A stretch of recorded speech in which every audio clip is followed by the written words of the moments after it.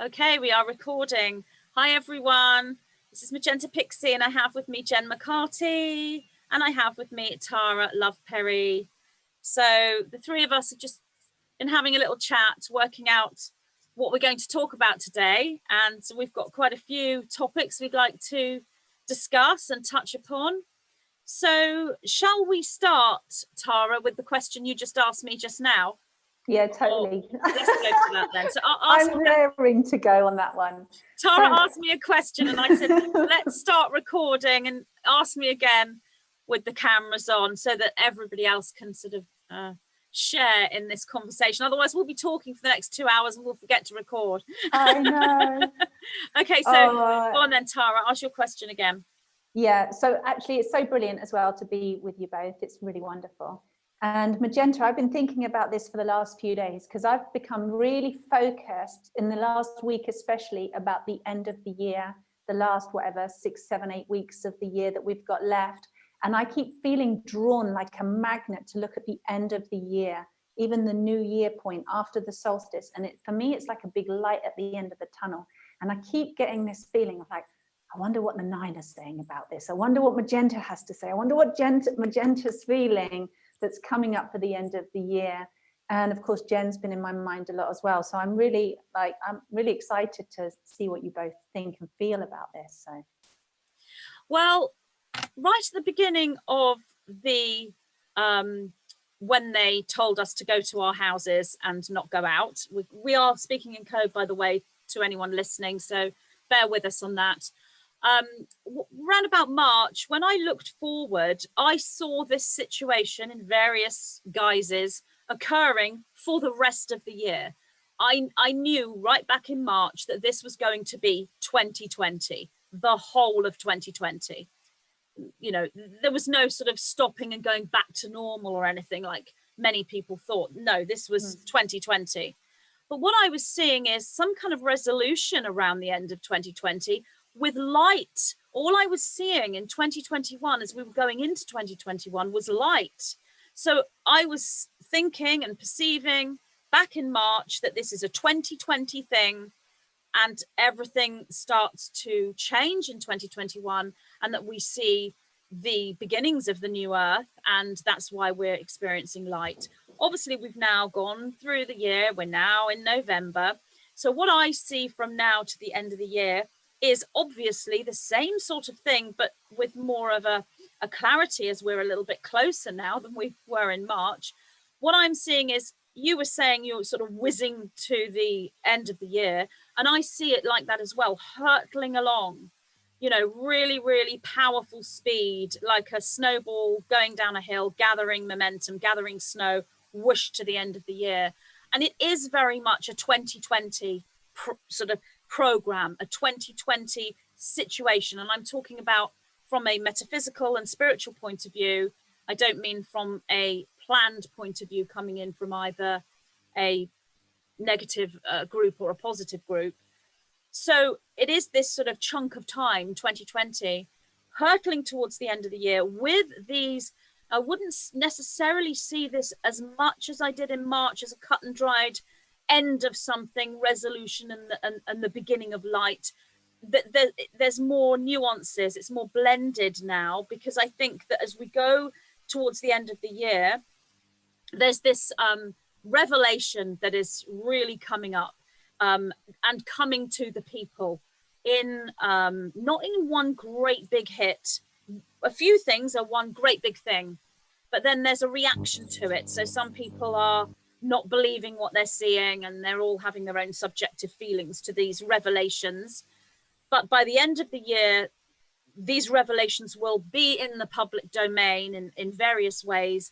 And as we go into the new year, I do still see this light. I definitely see the beginnings of the new earth energies, but there's still a trail of the old order going into 2021. However, there is a big, I won't say event necessarily, because it is a convergence, and that does present as a multitude of different events, but it does appear like there is a significant energy on the winter solstice, or summer solstice, wherever you are in the world, the 21st of December. As we go into next year, it's almost like the old order is trailing through, but what's actually happening is a fall of the old order. And whilst there is still an intention coming from that negative group to build this old order up into its new configuration, speaking in code, whilst that intention is still there, the whys and the wherefores and the means to be able to put that timeline into practice is just constantly being blocked and shifted and changed.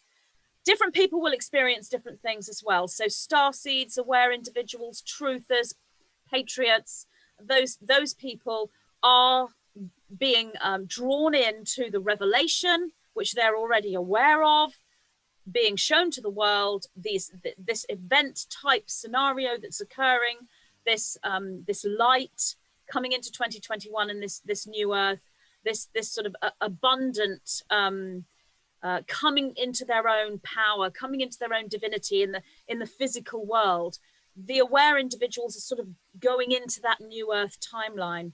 But the others, those who are not necessarily aware, truthers, patriots, light workers, starseeds, the ones that have been asleep, the ones that are shocked by the revelation, it's a different journey for them.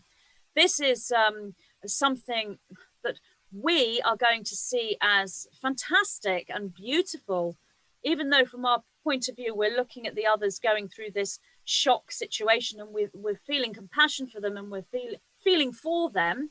What we're experiencing is a beautiful new earth world where we're coming together, and it's wonderful. The great gathering and all of those things are really, really occurring and really, really here. But for those individuals who are asleep to this and who go through the shock, it's much more difficult. And if you're an indigo soul and you think of all the times in your life where you've gone through challenges and you've gone through shadow work with your spiritual path and you've had to break down to rebuild up again, or you've lost everything and then you have to start again. We've been through all of those things, which is why we're coming to this sort of place of this divine new earth experience now. But those individuals haven't been through that. They are going through that now. So whilst we've all been through this dark night of the soul experience in 2020, they are coming into this, what I would call the breakdown and then the reconstruction. So it's the first stages of that carbon to crystalline change, which is challenging and dramatic and difficult, and it can push people into resistance. So those of us who are in this more flowing new earth, divine, abundant energy and seeing it and creating it around us will be in positions to be able to help the others. And that's what I'm seeing. But this energy at the end of the year, you're right, around the solstice, around Christmas time, in December, is huge. It's almost like if you were to imagine I use the term swamp, which is used by many. If you were to imagine a swamp and actually putting your hands in and trying to take out a little bit of the mud and the slush, and then just thinking it's not enough, I need to get more of this sludge out, and putting your hands right into the swamp and bringing out a huge piece of that swamp. That's kind of what's happening in December. It's like a real deep dive. And what I'm talking about, the metaphor of all this sludge, is revelations of that which has been hidden, truth being shown to the world for the first time in this dramatic way. And at the same time, we have all these cosmic alignments, and because the spiritually aware star-seeded individuals are opening their hearts and are creating a critical mass energy with their own coming into this abundant new earth energy, that's creating even more powerful shifts and experiences for those that are already awake. And in the middle of all this, we have this two-world split. So this is almost like the breakdown before we can move forward and unify.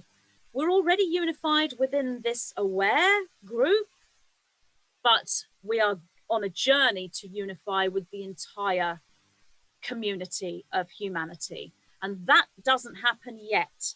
The unification of all of us is further down the line, but we are unifying now through December and into 2021 with all the like-minded.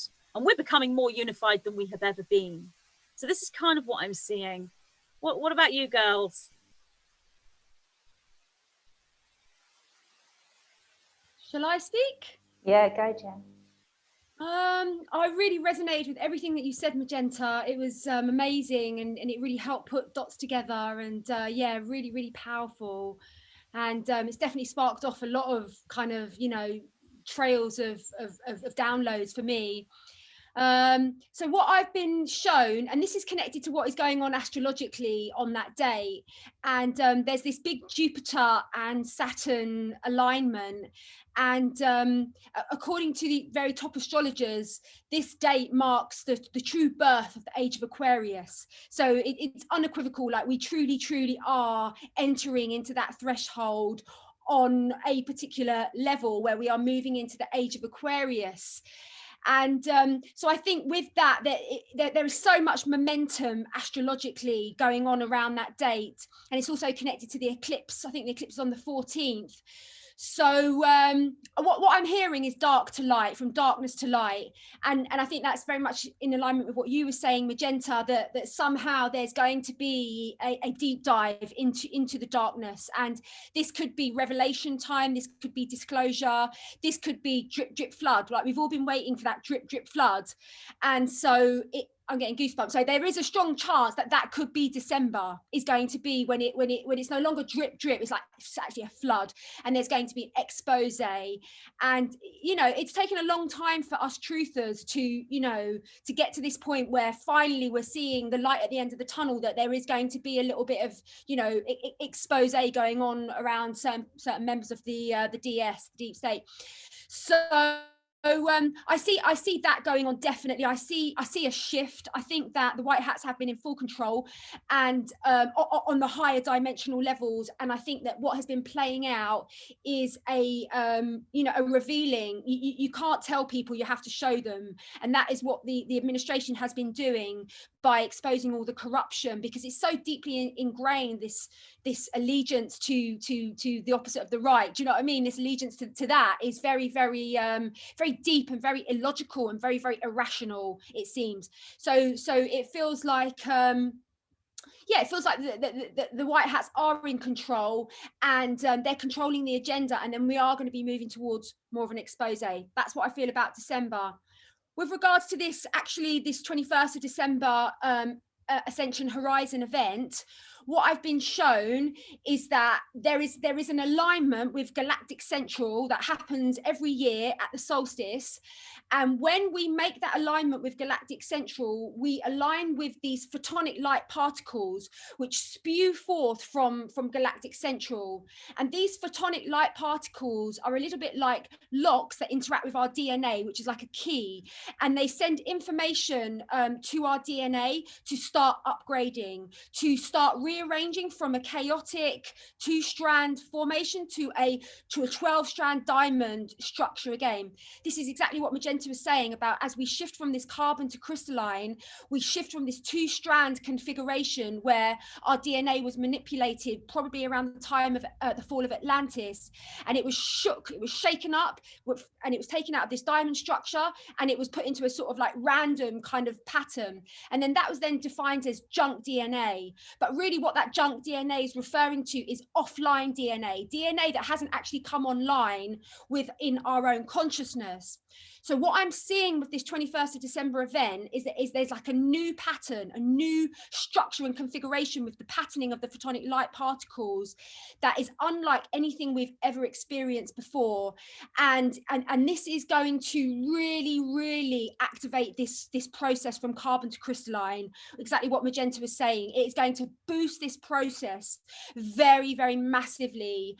And so we're going to get a lot of ascension symptoms. We're going to have to be really vigilant around managing these light influxes that we're going to be experiencing. And I think maybe later on in the video we can speak about that.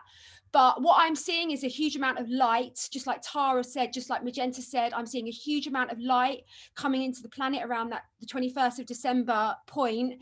And to be honest, I'm seeing a lot of light as we move into January, etc.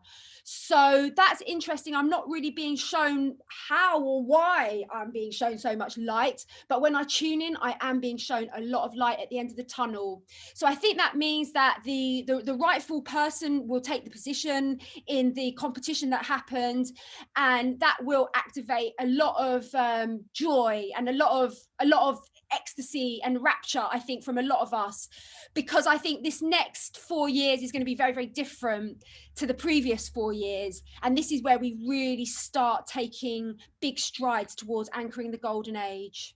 So that's what I reckon. Woohoo! Yeah, fantastic. Wow. And I agree. And I you know, I never thought that it's the joy of the people. I mean, I've seen for a long time, everyone coming into this place where, you know, we've been waiting for this moment when we can sigh a sigh of relief and allow ourselves to cheer, allow ourselves to say, yes, oh, yes, amazing. I've been seeing it and seeing it and seeing it. But it's like I've been, not yet, not yet. And I've gone inside. I've allowed myself to come to this place of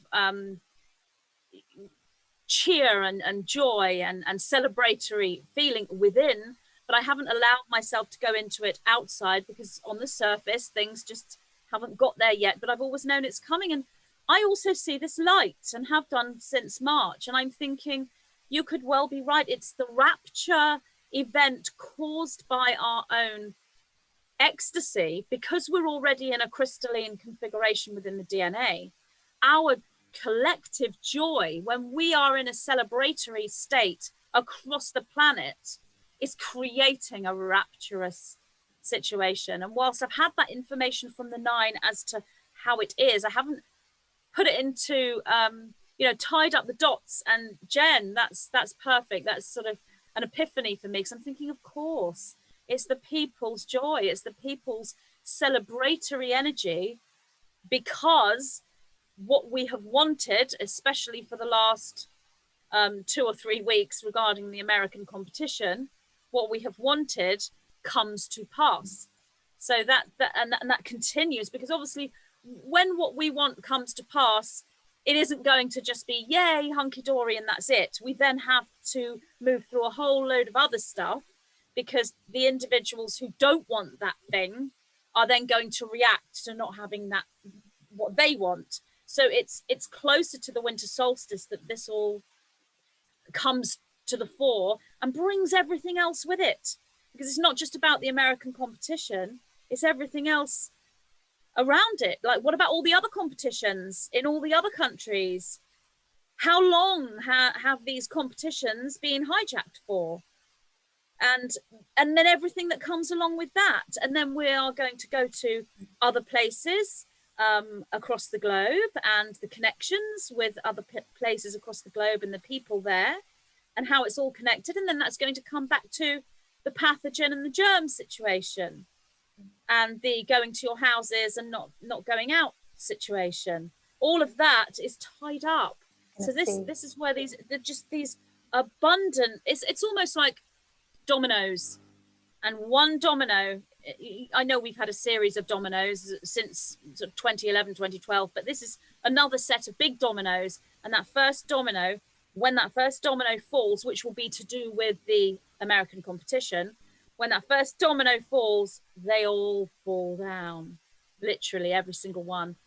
What do you think, Tara? I totally, and I've got that image in my head of, you know, when you lift up the rug where everything's been swept under for so long and it's rotten, you know, it's minging under there. No one's looked under there for a long time. It's like, whoa, not today's job, not going to do that. And it's like, yep, that first part of the carpet is picked up, and everyone goes, oh shit. And it's like, and keep peeling it back, and bit by bit, that big reveal. And that's going to be happening for several years yet, definitely. But you know what? I love it. I love it when we're talking, because everything you guys have been saying is completely synchronized with what I've been picking up and having come through as well. And what it reminded me, when you were just talking there, Jen, what it reminded me of is, have you guys ever been to somewhere like Newgrange that's in Ireland, or an ancient Druid temple that's built to the winter solstice? So Newgrange, right, there's this place in Ireland called Newgrange. It's a big fancy visitor centre now, but I first went there on my 18th birthday, and it was just like it's a stone cairn, and it's got quartz crystals all the way around it, and it's built with enormous slabs of rock in a circle into a dome. They're all piled on top of each other, and there's this tiny little pathway that goes through for about 50 feet, and then a little cave in the center, and it's completely aligned to the winter solstice sunrise. And so when the sun comes over the horizon, it shines down this narrow little pathway and illuminates this cavern inside. And years ago when I was there, and we were talking to the people who, you know, let you into the car park on the way in, and they were telling us all of the research that they'd done on this cairn. And apparently what they believed was that around, and you have to remind me of the exact number, but it's every 6,000 and something 100 years, we go from the light age to the dark age to the light age. And there's that to do with the spiral arms of the galaxy, and I can't remember the exact number. But they were telling us that what happened was, when we went into the dark age, over 6,000, whatever, 100 years ago, all of the druids, whether it was the Celtic druids and some that had come down from Russia and Siberia, they'd gone into this cairn on the winter solstice and were never seen to come out again. And they've got loads of evidence about this, but I was in there, right? I didn't know how psychic I was at 18 years old. I'm in this cairn, I'm picking up all this energy, it's going completely nuts. And I'm like, there's this place in the thing that has, like, it looks like there used to be a huge stone there, or a huge crystal. Apparently what happened with these druids is, because of the energies of that solstice and that specific solstice, and the energies of the earth were lowering, going into that darker age, they stayed in their light bodies or ascended into their light bodies. And so it appeared that they disappeared from this human dimension, if you like. And so it's like, we'll be traveling through this dark age. And I really feel, sorry for the long story, but I really feel that coming up to this winter solstice, and I'm hoping it's this winter solstice, but it feels very much on point for that timing, where those of us who in our souls have been here so many lifetimes. And it's not just, you know, the celebration of this competition and who wins the competition. I feel like for so many of us, it's the celebration of our soul's journey, where we go, and here is where we come out of that dark age. Here is where we are going back into our light bodies, literally as well as metaphorically, like actually literally, like you said, from carbon to crystalline. That's a completely different it's completely different structure. You know, it looks completely different. It behaves differently. There's more light, and that's going to be our bodies. And that is our bodies. That's what we're becoming. And so while some of us are ready, we've purified, we've cleansed, we've gone through all those dark nights of the soul, we've lost everything, we've done our purging, done our healing, done our cleansing, or to enough of a degree where we are manifesting into our light bodies. And I've just got this really strong feeling of that convergence, that moment, that celebration of that shift into the birthing of the new earth. And simultaneously, there will be brothers and sisters who are yet to do their cleansing. And it might, I don't know. I mean, I feel like I'm not disappearing off the earth. I still feel like, you know, we're going to be visible. But it's like, there's definitely, it's like coming through that fourth dimensional initiation to come out into the fifth and higher dimensions. It's like everybody has to make that journey. Nobody else can do it for you. And yet it can feel like there's a whole bunch of us, the forerunners maybe, who have just been, doing this for a long time. And here we are, and it's like that breakthrough moment. And so I don't know about you, but I feel like the celebration in me, like you were saying, Magenta, has just been like, this is it, this is it, this is happening. This is a real thing. This is no longer, oh, in the future. It's like, it's now. And it feels to me like the ground level situation with the competition and with all of the other people in power that are going to be looked at, definitely a big revelation coming up as we peel that rug back, and like you said, people actually have to see it. So it's going to be on a very physical level as well as on that metaphysical level, and it's so exciting. It's super exciting.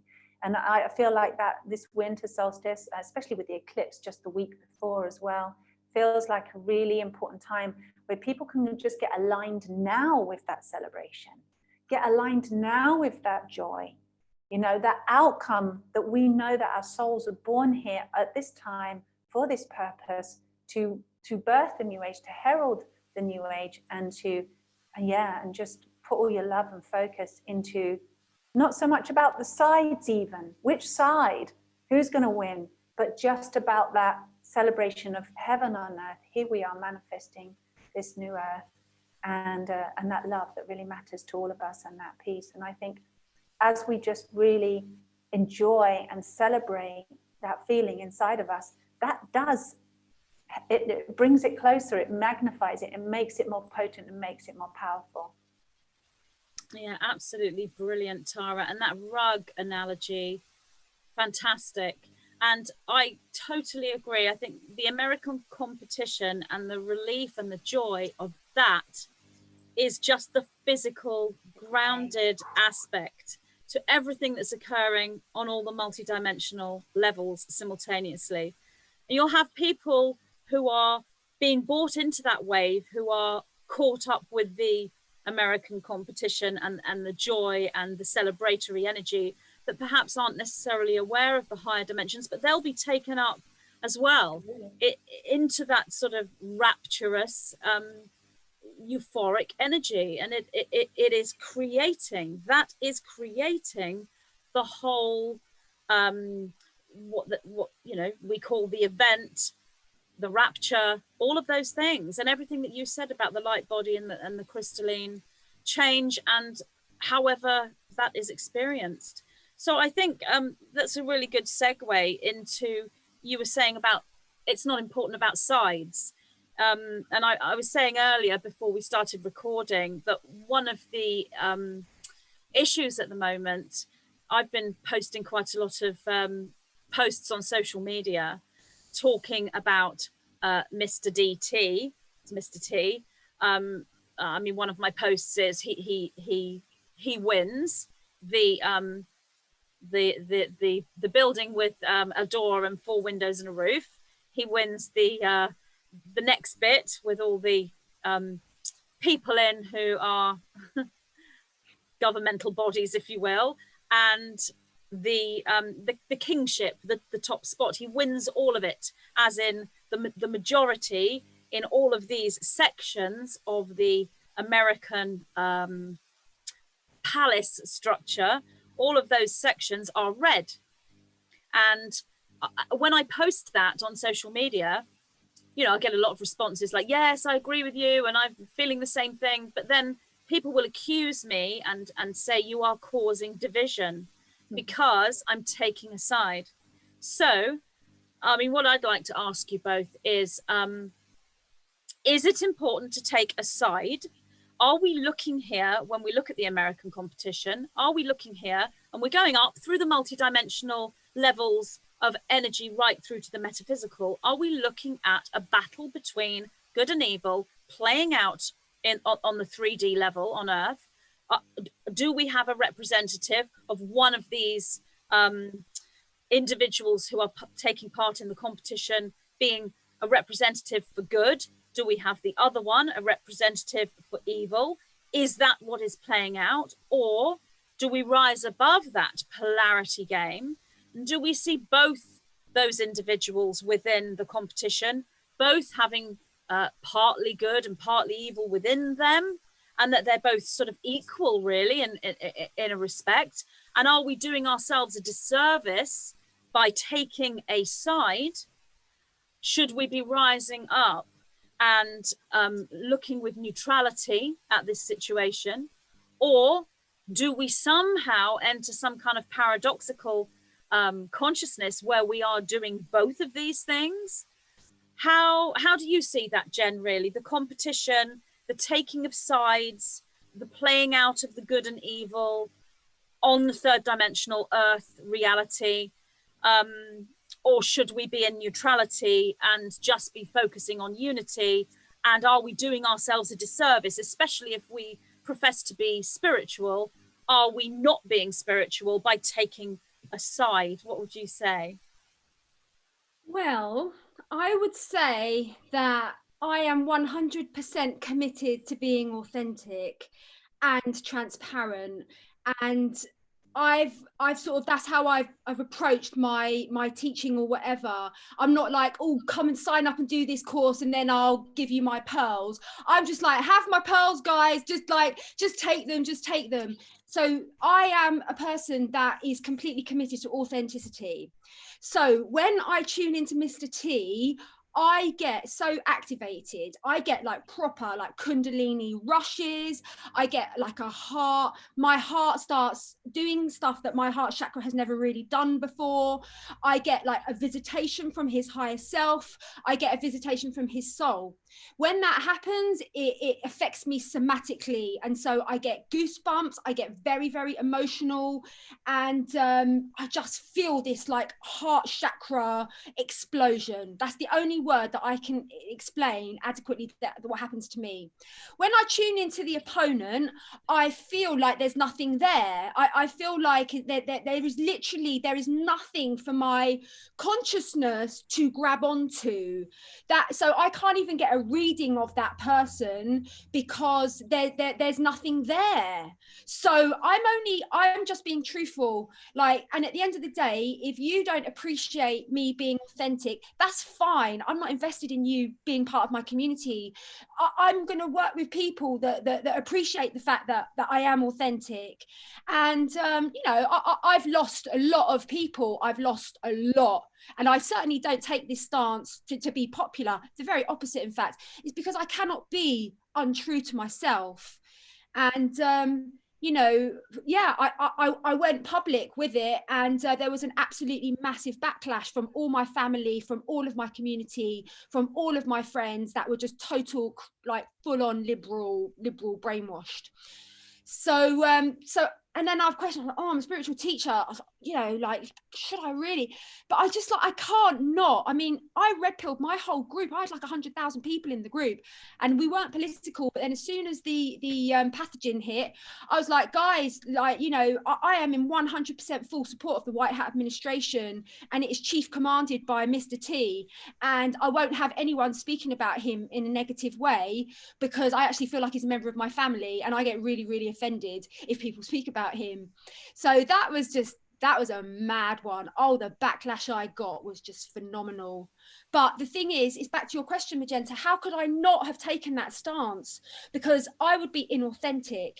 And also the fact of the matter is, I woke up so many people, so many like liberals were in my group. They didn't know, but because I'd had these fifth dimensional meetings and contacts with him, because they love me, they were like, oh wow, that's really cool, Jen, that you had that experience. I'm gonna look beyond what the mainstream media says. I'm gonna have a little peek at his executive orders that he signed. And they've all come back to me saying, oh my God, Jen, I just couldn't even get through the executive orders without sobbing. But not one of them has been mentioned on mainstream media. Not even one of his works of godliness has been put on mainstream media. So at the end of the day, I feel like I have enlightened so many people through taking that stance. I've lost a few people, but you know what? I don't care. I don't care. My family, you can't lose your family. Me and my mum, we just don't talk about it. That's fine. We're fine. We don't talk about it. She thinks he's dangerous. I think he's heaven sent. So that's fine. So does that answer your question, Magenta?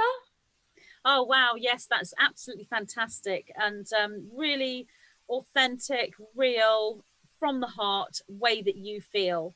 And, you know, I absolutely resonate with everything you say, right down to having a family member who feels the same way as your mother, as someone that I'm close to and that I'm with a lot. And, you know, we have to just not talk about it. Simple as that. I actually feel sorry for that person, though, because they were so happy when Mr.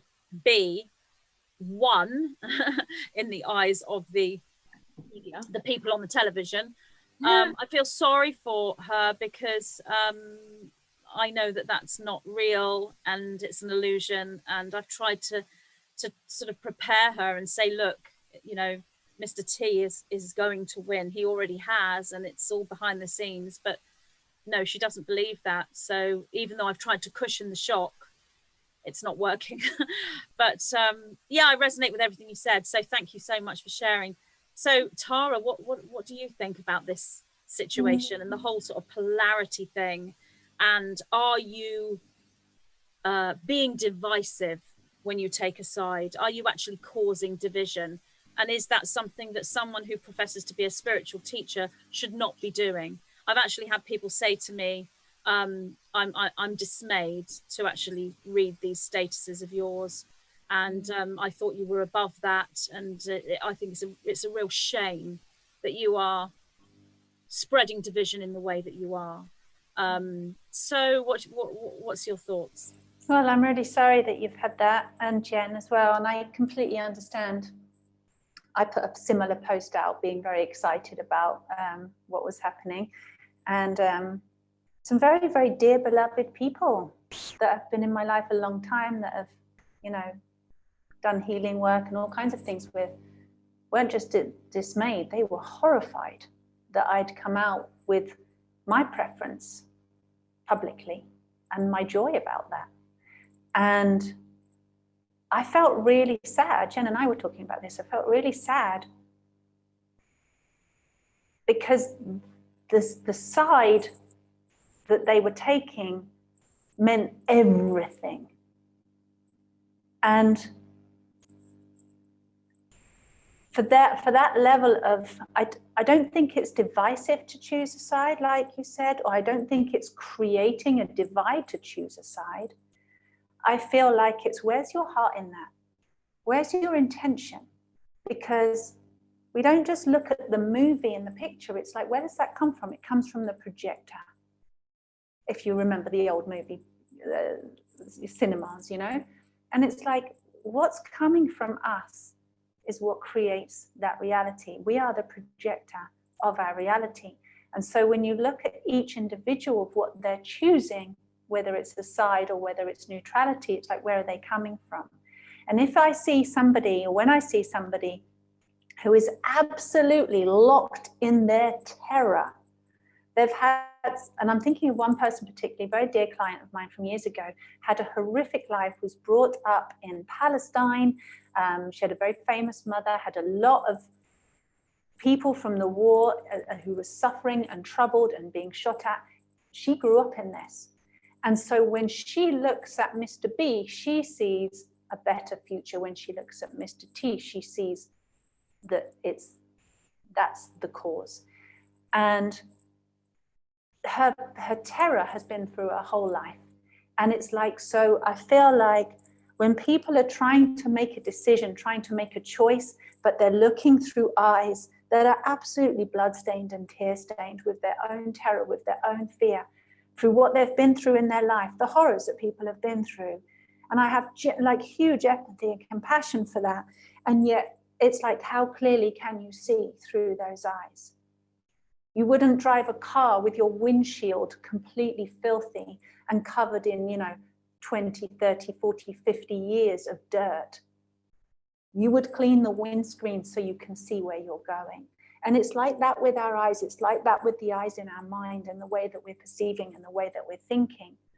Because, how you perceive the world then massively impacts your sense of self and your sense of truth and your reality in the world. And it's just like, it can be devastating. So when people are making a choice, I feel like, first of all, get clear.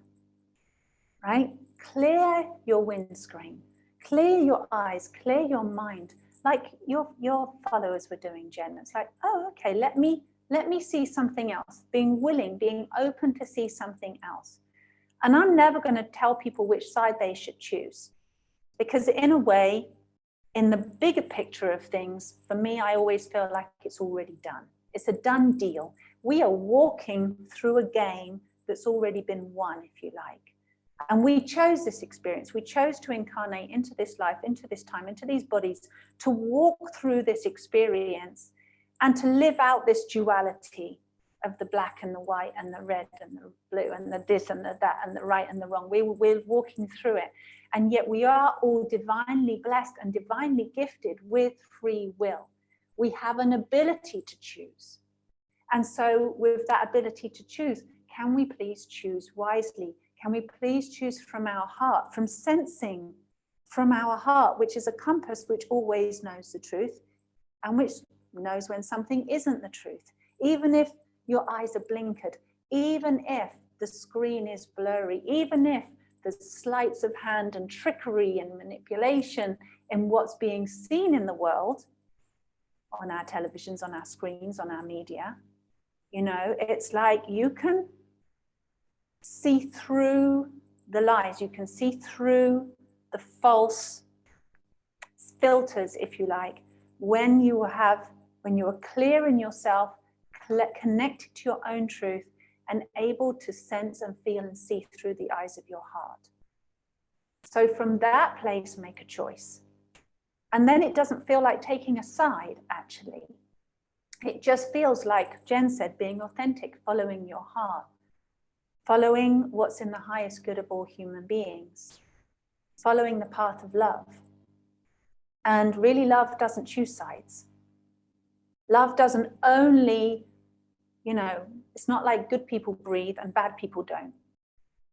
You know, it's like life doesn't say, well, I don't love you, you know, you're going to stop breathing. Life just loves everybody. Life gives us all this opportunity. And from the eyes of the heart, from the eyes of truth, there really is no dark and light. It's just all of us human beings, these beautiful souls in a body, walking through a journey of self-realization, understanding who we are and learning from contrast of what doesn't work for us, which gives us a bad past, a bad history, a lot of pain, and for us to go, finally, eventually, wake up, kids, come on, choose something different, align with something different, create something new here.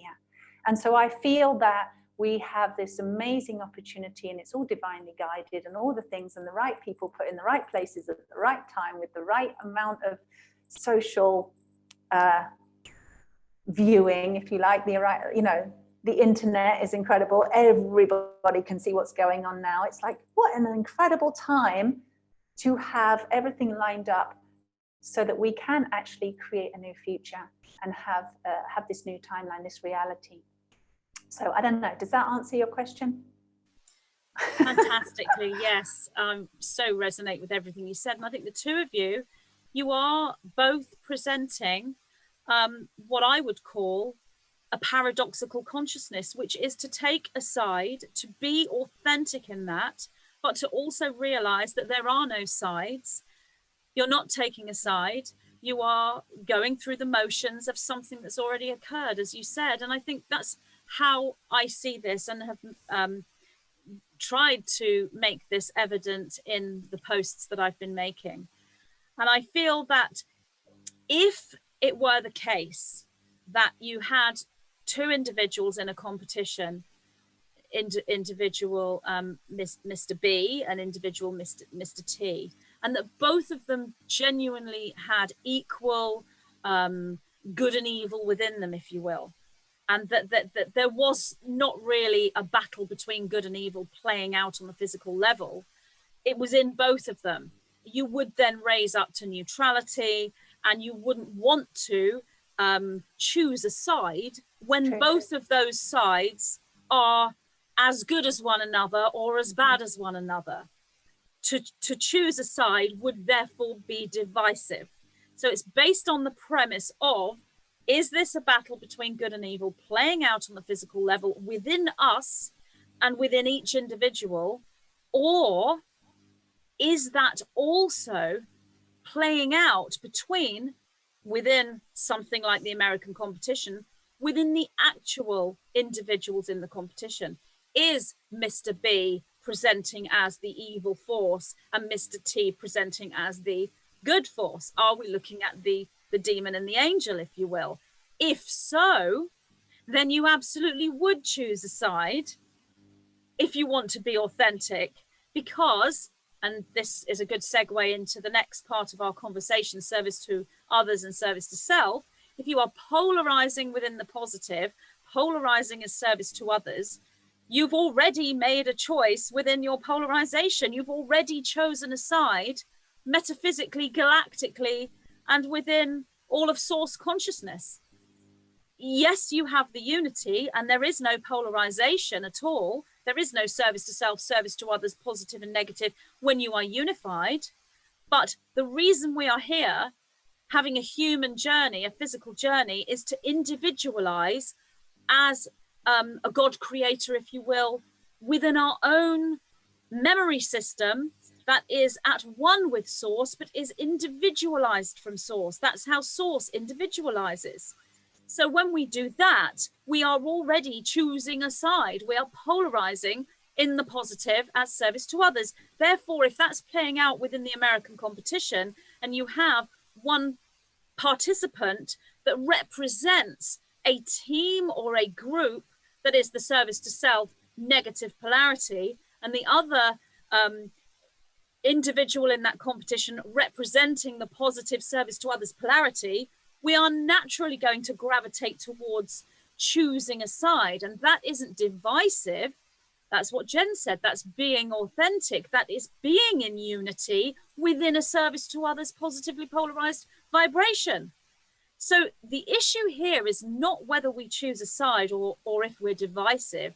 The issue is the premise. Which one is correct? Is good and evil being played out as a battle in the American competition as just one representation within two individuals that are both equal, both as good and as bad as one another? Is that the truth?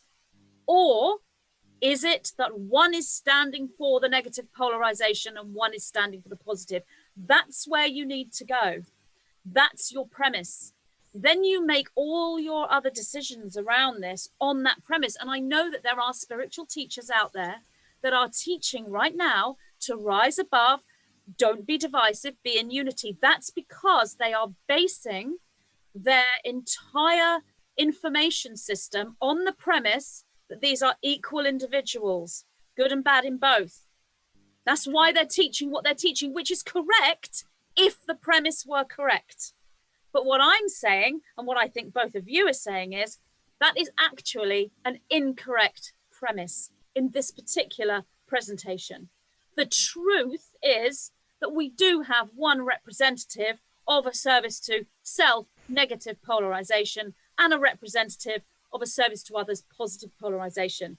Mr. T is the positive, Mr. B is the negative. That's the truth. If you don't agree with that premise, then you can't go with this, and that's absolutely fine. But you not agreeing with that premise does not mean that that premise is not correct. Because when you are seeing clearly, as you say, get clear those windows and look with that projector, that is what you will see.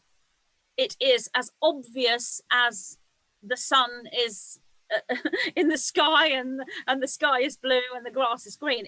That is obvious. You could go one step further and say, well, you're creating that reality for yourself by seeing it. Now that is also true, but we can create illusory realities that we think are true that don't match the actual reality that's playing out within the humanity's collective consciousness. So if you take the first premise, seeing this as something we must rise above and take a unified viewpoint with, because they're both equal, they're both as good and both as bad as one another, that is an illusory premise that we can build a reality within. But the reality that is playing out as clear as anything, that is fitting the uncovered layers of reality and showing the absolute raw truth, is that this is a battle between good and evil. And that, I think, is something that many have found difficult to understand, including spiritual teachers, which is why I make these statements. And it's not that I'm divisive, it's because I do choose a side.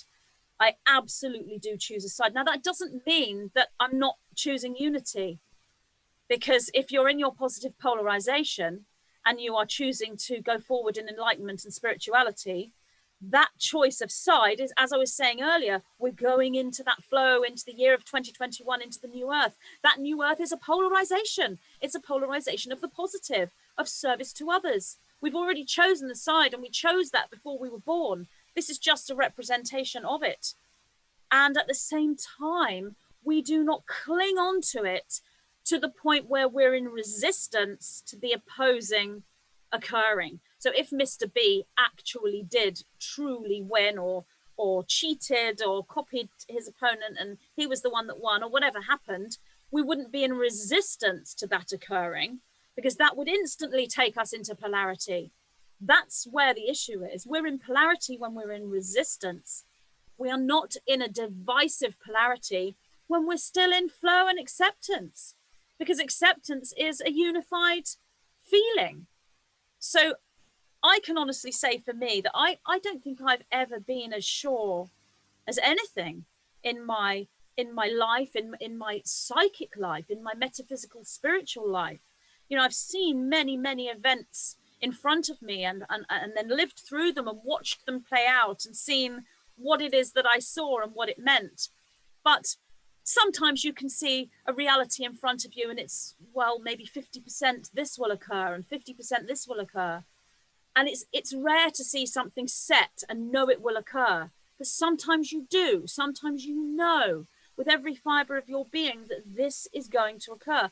And I have never been so sure of anything. And I'm talking about the ascension, the moving into new earth, the collapse of the old order, the being brought to light of all that has been hidden and nefarious and negative. And within that, the American competition.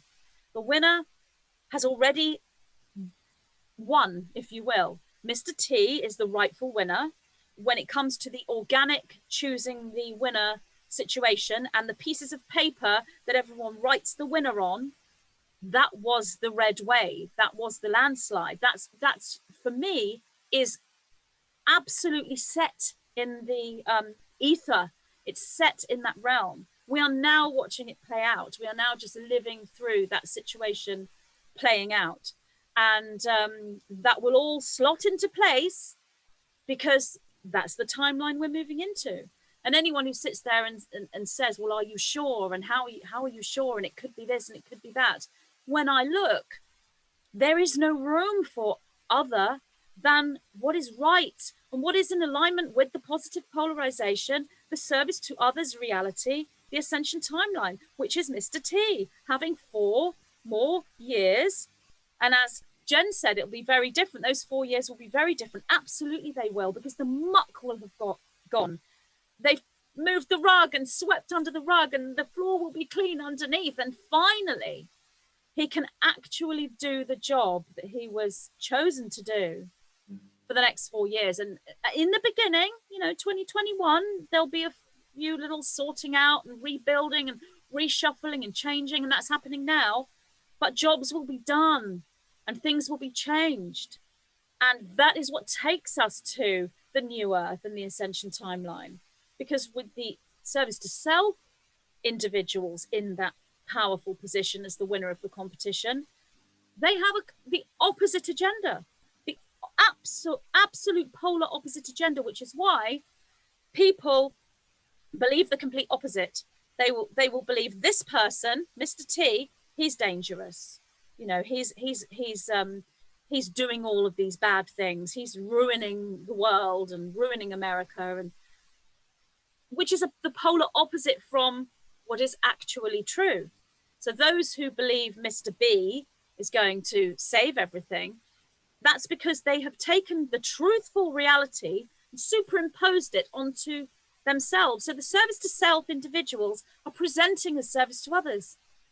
the negatively polarized individuals are presenting as the positive polarization. And unless you are able to see through the layers and see the depth behind the presentation, you are confused. And if you are relying on the television and the mainstream media situation, then you're going to be seeing the illusory presentation that is the false, fake version of reality. So that's why I make posts and statuses that appear to be divisive. It appears like I'm taking a side. And if you hold the premise that they're both equal, then that's how you will see me. And but I hope I've explained the way I see that. And I think that is a good segue into the other topic that we did want to look at, which is service to self and service to others, positive polarization, negative polarization, and unity, neutrality, and the fact that that whole concept can be interpreted very differently from different people, and it can be quite misunderstood. And it is an important concept to grasp. So, Jen, Do you mind if or Tara, I don't mind. I'm sorry, no, before you go into that one, do you mind if I say something else about the American competition? Yeah, please do.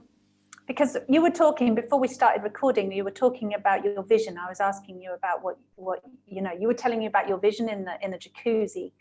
And I always just kept having this feeling, like you, it's a done deal. It's won.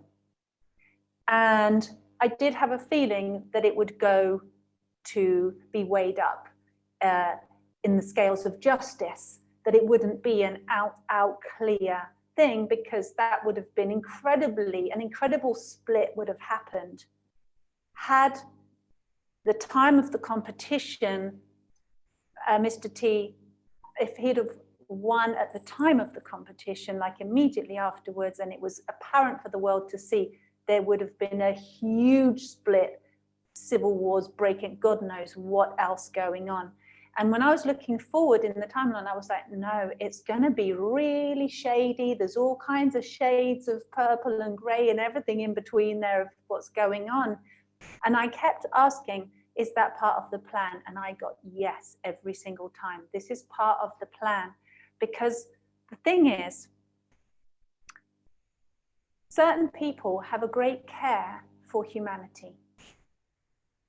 And on the side of, let's say, love, the heart team, is a deep care for humanity and wanting to make a difference, but not to cause out and out war. It's not to create more separation. It's actually to lead a path of freedom, freedom of speech, freedom of liberties, freedom of what we choose to do, freedom of our laws even. That's the path that's opening up, and that is set to open up for us with this side of, you know, with the Mr. T leadership. But it was going to be done, like everything, a little bit at a time. And so I did see it being weighed up in the justice, in the courts.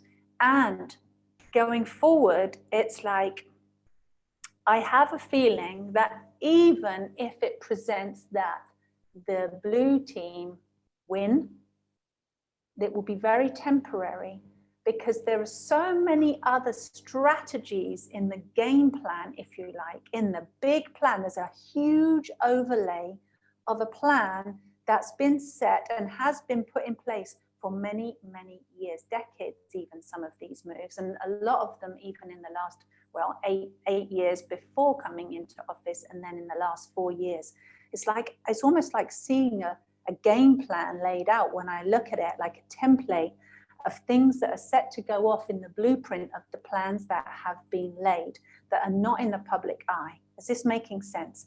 It's like it might look like in the chess game that there's a checkmate, but this player is so good at chess that actually that's a little sidetrack, because of everything else that's been laid that is going to get played out in the game for all to see.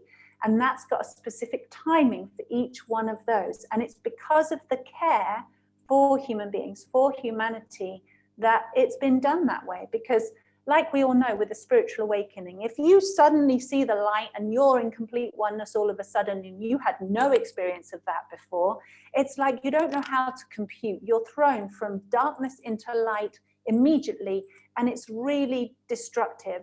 It's damaging, right? And you have to backtrack and then redo that journey. Now, it's kind of similar with this. On the grounded, physical, practical level, it has to be revealed a bit at a time, and it has to be done in such a way as the whole of humanity doesn't go into a deep state of shock and huge grief because of that care is being taken. That's my personal feeling. That's what I see. That's what I feel.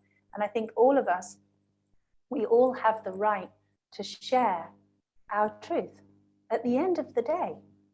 And it's not about trying to hurt anybody or separate anybody. It's very the opposite, isn't it? It's like when we come from that place of love and that we want that highest good for ourselves and all of humanity, and we want a time of peace, of course we're not going to come from a divisive place to hurt people and to just create separation. It's like, who thinks like that?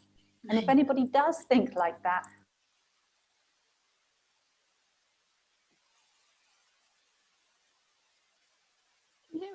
I've lost Tara's sound. Tara, can you hear? We've lost your sound. Yeah, I've lost your sound completely. So weird. Can you hear me, Jen? Yeah, I can hear you. I can hear you. You can hear us both, can you, Tara? Oh, Tara's back. I think she's back. Yeah. Ah, excellent. Okay, so we'll edit that. We'll edit that out. I was hoping we could have it organic, but it's just that sometimes happens. We'll edit that out. Which part did you hear? Which part did it stop?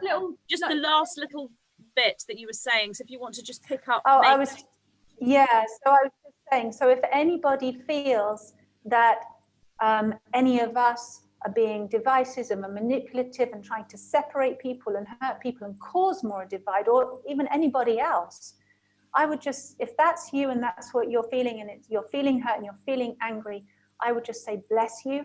Please look inside at your own hurt, at the cause, at the root of that distrust that's been wedged inside of your heart, that's caused you that fear and that trauma, that's making you want to lash out and blame somebody else for causing something that really they're not, and that somebody else caused that for you at some point, probably when you were a little kid, and that sounds like a broken heart that needs healing. And bless you. Just go and have a look at your own heart. Have a look at that, and maybe over time the wounds will heal. And everything that we all want the same thing, don't we, girls? We all want peace on earth. Very few people don't want peace on earth. And even those people, I think, that look like they don't want peace on earth, that they are service to self, that they are destructive, that they, want to have everything and own everything.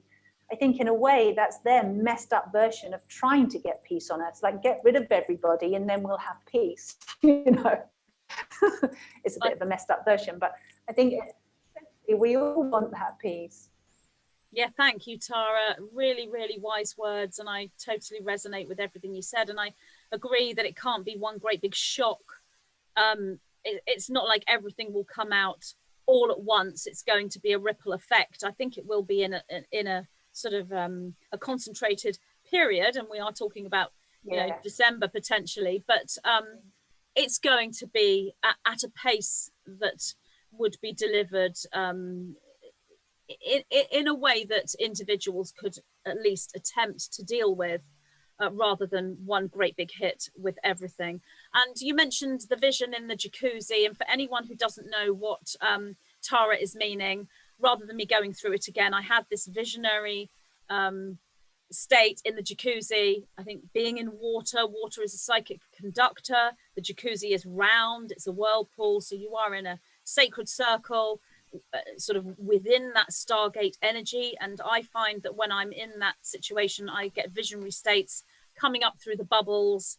So I call the jacuzzi my little ice cauldron, and often I'll sit next to Daniel and I'll tell him what I'm seeing in the bubbles. And had this visionary experience regarding the American competition and the pieces of paper that you write on when you choose the winner, and the pieces of paper and how many are red and how many are blue and what happened there.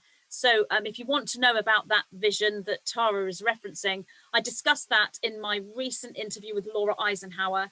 So if you just go back to that interview with Laura, that's where I talk about that. And I think I talk about that fairly close to the beginning of the interview. So Jen, you know, service to self, service to others, negative polarization, positive polarization, and unity, neutrality. What do you think about the concept itself of service to others and service to self, and how it plays out in this reality?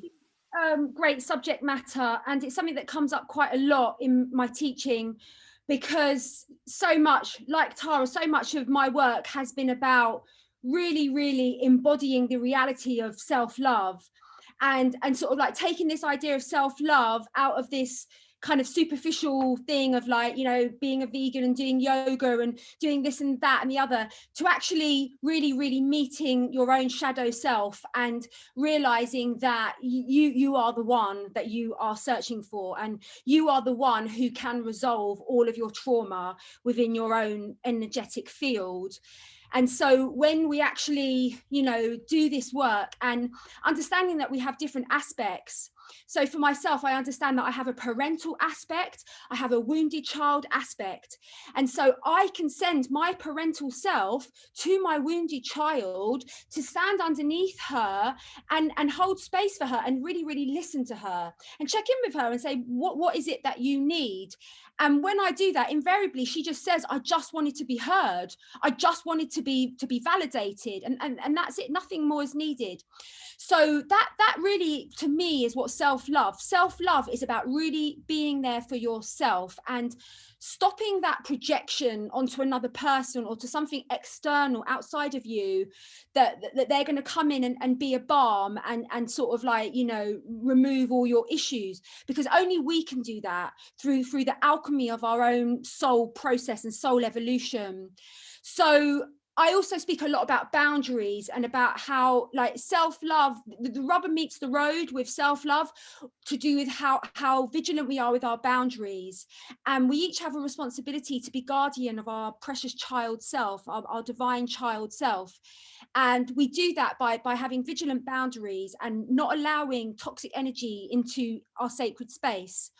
So self-love is it's absolutely fundamental. It's like the major cornerstone of spirituality. You literally cannot grow spiritually without that foundation. But yet also within my teaching, I speak so much about service to others, how when you're truly awakened, you are just really orientated towards serving others.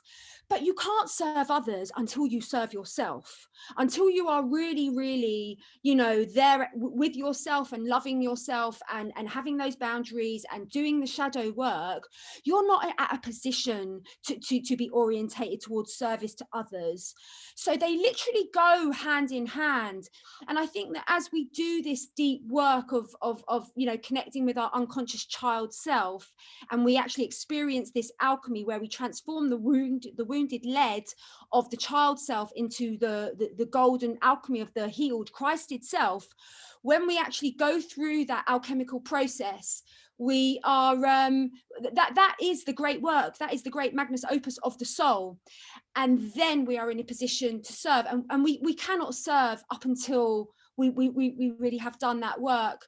So but I speak a lot about service to self. So if you've got that solid foundation of self-love, then you're really ready to go out and serve others. And it reminds me of this guy. I met this guy recently, and you know, he had a lot of depression. And I said to him, I was like, what have you done for other people recently? And he said, oh, I haven't really done anything. I said, do you want to clear your depression? And he said, yeah. I said, think about how you can help other people. I said, there are 7 billion people on this planet that are suffering from PTSD, from being in the matrix. Like, you could be so helpful. You could be so kind. You could be so effective if you actually think about other people. And I really noticed something shift in him when I said that. And I genuinely do believe that is the antidote to depression, is serving other people. And but you have to have that container where you understand that you are a precious divine child, and Mother, Father, God gave you the job to be the parent of your child self, not your twin flame, not a guru, not an external teacher. You are the parent. And if you can actually seal that relationship, then you're pretty much home and dry. And then it is all about service to others. So that's what I reckon. Yeah, so wise, and I totally resonate. And you've really explained how service to others and service to self works as you go through the experience of a spiritual journey, and how you live that energy. So, you know, thank you. That was amazing, Jen. Tara, what do you think of the service to self, service to others concept? Yeah, thanks for raising it, Magenta. It's really, really important. And basically everything Jen said, you know, that's the whole purpose of the I love you, me method. It's a step-by-step conversation that your big me can have with your little me, and be seen, be heard, be held, be empathized with, be really got on the level that you haven't yet had, on that level that you've spent your whole life waiting for somebody else to do for you. And here's this time where it's like, yeah, you be your own hero. It's time for you to be the hero of your own movie. And the problem is a lot of people don't know how, do they, Jen? It's like, they're like, yeah, I get the concept. I've heard of this thing called self-love, but it's like, it's just an idea, because so many of us, if not all of us, have been raised in a world of absolutely conditioned to death versions of love. And, you know, a selfish, you know, vain, self-obsessed, narcissistic perception of self-love, that's not love at all. That's not what love is. Love doesn't do that. And so where do we look to for our guide? Where do we look to for our teacher of what love is and service is? Real service, real love. Where do we look?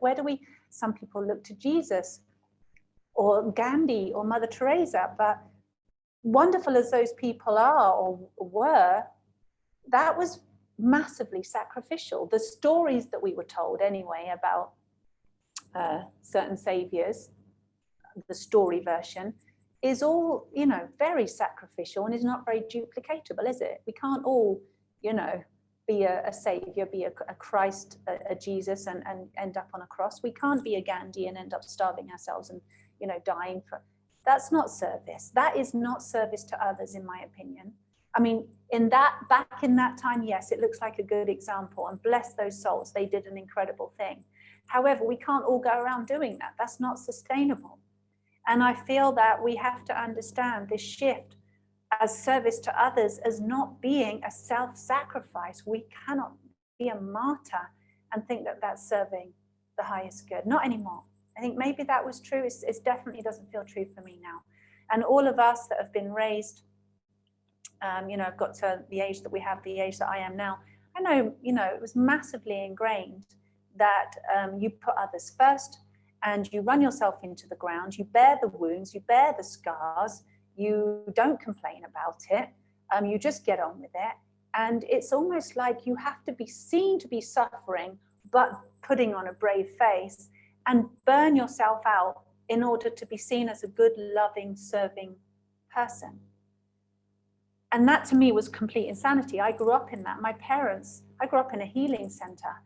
You know, my parents have been in spirituality and service to others and healing my entire life. And I just saw incredible poverty, a lot of illness, a lot of suffering, relationship breakdown. And me, I just didn't want to be alive as a kid. I just was like, this isn't love. This kind of, it feels like love, right? When you're being that person in service. My parents were good, loving people, as I'm sure many people watching this are. They want to help. But however, when you do it without that foundation of knowing what real unconditional love and service is, because you haven't had it for yourself, you've lacked it your whole life.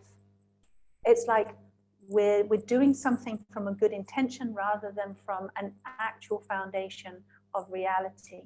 I hope this is making sense. So it's really important. This is why we get all our clients coming to us, guys, who are completely burnt out. And it's like, okay, you need to love yourself. Fill your cup. Heal. Be that big person for your inner child. Be the one that loves your little me in exactly the way that you didn't get it and exactly the way that you need it. Be the most loving parent. And when you fill up all those holes and you fill up your cup so that you can receive love, then you become overflowing. It's it's cheesy, but it's true. You become an overflowing vessel. And then giving to others just seems to happen because you're doing what gives you the most joy. And it's not a martyrdom, it's not a sacrifice. And actually it's energizing, So that feels really important for everyone to understand. And just redefine what we think service is. And by the way, where I learned the unconditional self-love is from Source itself, is from this breath that gives life to us in every single moment. It's like, that's a really good example of unconditionality, So in getting in touch with the breath and learning from the breath, that's how to give, that's how to serve, that's how to receive, that's how to love. And it's just a beautiful place for anyone to start. It's the perfect place to start in learning how to love yourself. Oh, thank you, Tara.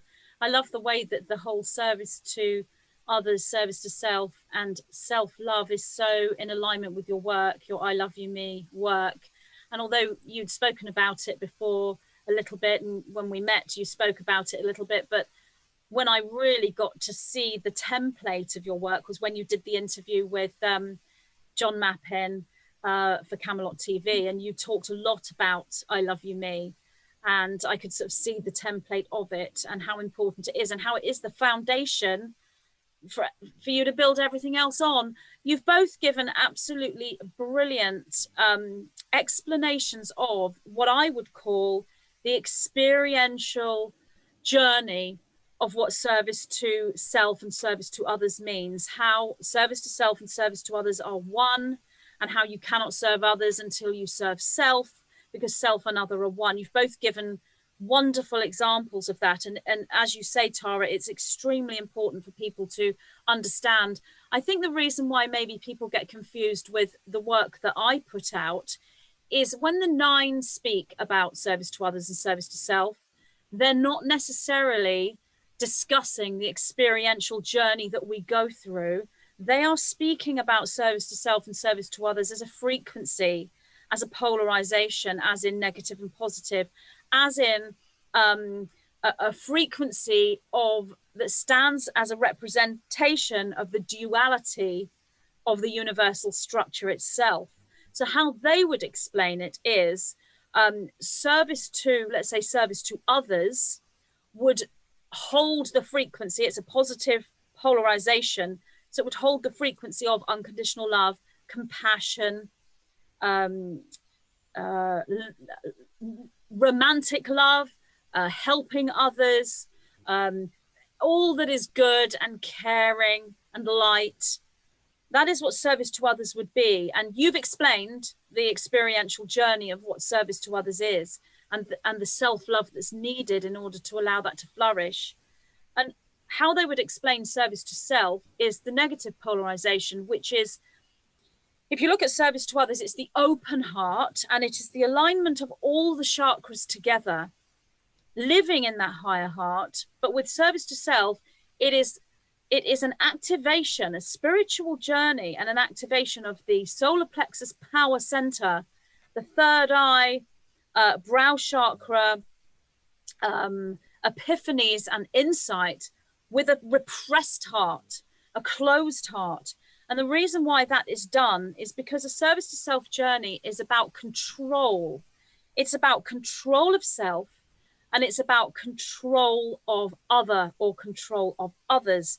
That's the polarization. That's the spiritual journey that soul, or the soul has chosen to experience in its incarnational journey. From the higher viewpoint, from source, there is no negative and positive. One finds unity, but it's all about individualization and choosing the path to individualize. And each service to others and service to self holds a paradigm. And service to others hold the paradigm of you, Jen, Tara, you are both me. You are my other selves. We are all one.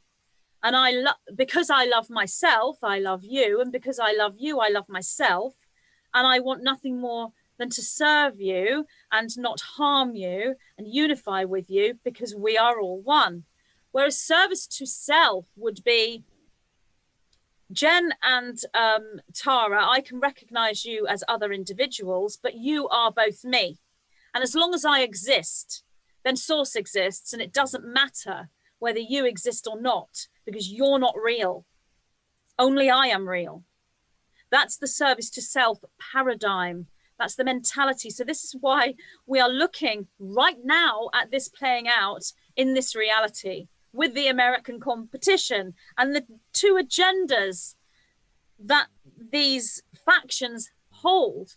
One is of service and for the growth of America and thus the world. And the other is control, because it doesn't matter if you harm other people or a whole country or even a planet, as long as you exist, because there is only one soul. So from service to others, there's one soul and we're all it. So we love each other. From service to self, there's one soul and I am it. The others don't exist. It's kind of, a bit solipsism. It's a little bit sort of psychopathic. But they are spiritual polarizations. They are choices of experience that a soul chooses to experience when they go into an incarnation or series of incarnations. So when the nine speak about service to self and service to others, that's what they're meaning. They are showing this extreme polarity. And if you like, we could look at Mr. B and Mr. T. Mr. B being service to self, Mr. T being service to others. With Mr. B, it's different. And as you said, Jen, when you tune in on Mr. B, there's nothing there. That's because Mr. B is in a state of degeneration and is not in a state of healing. Therefore, he is not necessarily a representation of service to self.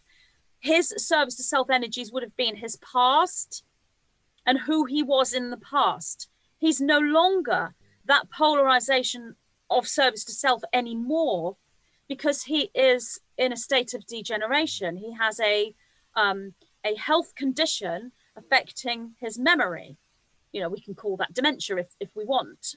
That's kind of where he is. So he's changing in his energy field. And it's almost like, if you will, the two different people. There's the old Mr. B, which would have been a service to self polarization, or a soul trying to polarize. It's very, very difficult to polarize as negative, as service to self, but that's what he would have been. The person he is now is actually vulnerable because he doesn't have his faculties in a cohesive memory structure. If you want more of an example of the service to self polarization or beings attempting to polarize, then you would look at the female HC, who was in the last 2016 competition, or you would look at Mr. B's counterpart, KH, and others as well within that structure. I mean, there's a guy, CS, one of the you know, in their group. If you, his first name, there is an American sneaker company that's got a star on it, and it's called All Stars, if you know what I mean. Converse, the Converse sneaker, the most popular one is called C, and that's the same as his name, CS. That's a perfect representation of someone attempting to polarize the service to self and doing a really good job of it. Over in the UK, we have Mr. MH. He's doing a pretty good job of polarizing a service to self. I wouldn't necessarily say any of these have fully done it, because it is really, really difficult. They have to be extremely concentrated with the element of control, and it has to be absolutely cohesive. So it's very difficult. But with service to others, once we've taken a path of enlightenment, it's much easier because you open your heart. It's much more difficult for a human soul, and even if these souls are of other races and whatever that may be, they're still incarnated as human soul, and it's much more difficult to shut the heart down. Now, many individuals have a closed heart, but they're not polarizing as service to self. They have a closed heart through trauma, which you covered, Tara, in what you were saying. So they manifest in a service to self behavior because of the trauma, but they're still attempting to polarize as service to others, because once they go through the healed trauma, as you so well described, they'll start to open the heart. So I think that's the difference. The 9 aren't necessarily talking about the experiential journey that we go through. They're talking about the polarization as a frequency. But it is very important to know that service to others, which is what most people watching this, not all, I do have other ears listening in to my material, I'm aware of that, but the majority, the great majority, 99%, are positively polarized service to others individuals. And I think it's important to know that service to others, as we're all on that journey, it doesn't mean serve others and forget about yourself. And that's a mistake that many, many people make. And I won't say it's a mistake, it's a paradigm that people take and feel that in order to be spiritual, they've got to serve other people. And women do it especially. It's like, well, this is my husband, I'm serving him, and these are my children, I'm serving them, forget about me. And I'm being really good because I'm in service. So there's a place in heaven for me because I've been so good. And yet the one person you must not ignore is self. You serve self as if you were your own best friend. As Jen said, as you said about the big me and the little me, and as you were saying, Jen, about the mother and the child, that's the experiential journey that is service to others. And it's so important. And if people don't get that, go rewind this, go back and listen to Jen again, what she said, listen to Tara again, what she said, because they are explaining the service to others journey and how it's service to self and service to others simultaneously, because self and other are one. But that is not the same thing that the 9 teach when they discuss service to others and service to self, which are polarizations of frequency as the dualistic, as far away from source as you can get frequency that plays out here on Earth. None of us really need to understand the service to self journey when we are polarizing as service to others. The only reason why we've been bought into the service to self journey and we have to look at it is because they are attacking us. We, the service to others group, are under attack by the service to self. And that is not being divisive, that is stating a fact. It's not fear mongering, it's stating a fact. It's what's happening. That doesn't mean we have to live in fear, because when we're truly in that power, we come up, we move away from that battle, and we turn that back into the love of self and other. We take the service to others journey, which allows us to be able to deal with the attack. We neutralize it. And then we come back to the heart and we use it as a boost into our own creativity. And that is what is happening, which is why the new Earth is so powerfully visible for all of us in 2021 and in many ways now, because that service to self attack, if you will, has been a huge catalyst collectively for us to polarize into that new Earth, that new world. So that's why this is such an important topic, because it's intertwined with everything that we are as souls on our journey, and also intertwined with everything that's going on the physical level. And in your face, the #1 event that's really playing that out is the American competition. So I don't know if either of you wanted to add to that, or did you want to go on to another topic? I just wanted to add just something quickly about what you were saying about that whole martyrdom thing. I think it's really, really important that what you were saying about a lot of women have that program where, you know, they'll basically just endlessly serve and be kind of abused, really, and everyone just say, oh yeah, they just serve, that's what they do, and they're thinking to themselves, oh, you know, I'll get my reward in heaven. but you won't get your reward in heaven, because you're not coming from an authentic, empowered place. Like, we all have to do the work to identify these limited programs that say we should be doing anything. Like, what you should be doing is looking after your beautiful, divine, precious self. That is what you should be doing. Like, if there isn't any shoulds, but if there's any should, that is it. And you shouldn't be doing anything else, because everything else springs from that beautifully pure and aligned place. So I think it's really, really important. This comes up for me all the time in my sessions with my clients, this addiction to being a martyr, and you're not going to get any rewards for it. You're not going to get any gold stars. You're actually going to hold back your evolutionary process. So if you're watching this and you've learned it from your mother or your grandmother, which you probably did, which we all did, then now would be a really good time just to check yourself. And you're under no obligation to keep on serving people that like take advantage of you and don't appreciate you. Like, you are choosing that. So I would say, are you really choosing that? Is it an unconscious choice? Well, if it's an unconscious choice, let's make it conscious. Are you really choosing that? And that is the awakening path, taking that which was unconscious and making it conscious. And that is the awakening path. And when you do that, you take steps towards your higher self, towards aligning with your higher self, with the benevolent flow of creation. When you make those little adjustments, and then you start raising your vibration, you start transforming your timeline, you start attracting synchronistic meetings, meetings of destiny. Your life starts changing when you make those little shifts, those subtle shifts of dropping that victim ancestral narrative, and actually coming from a place that's truly empowered and authentic. I want to say that.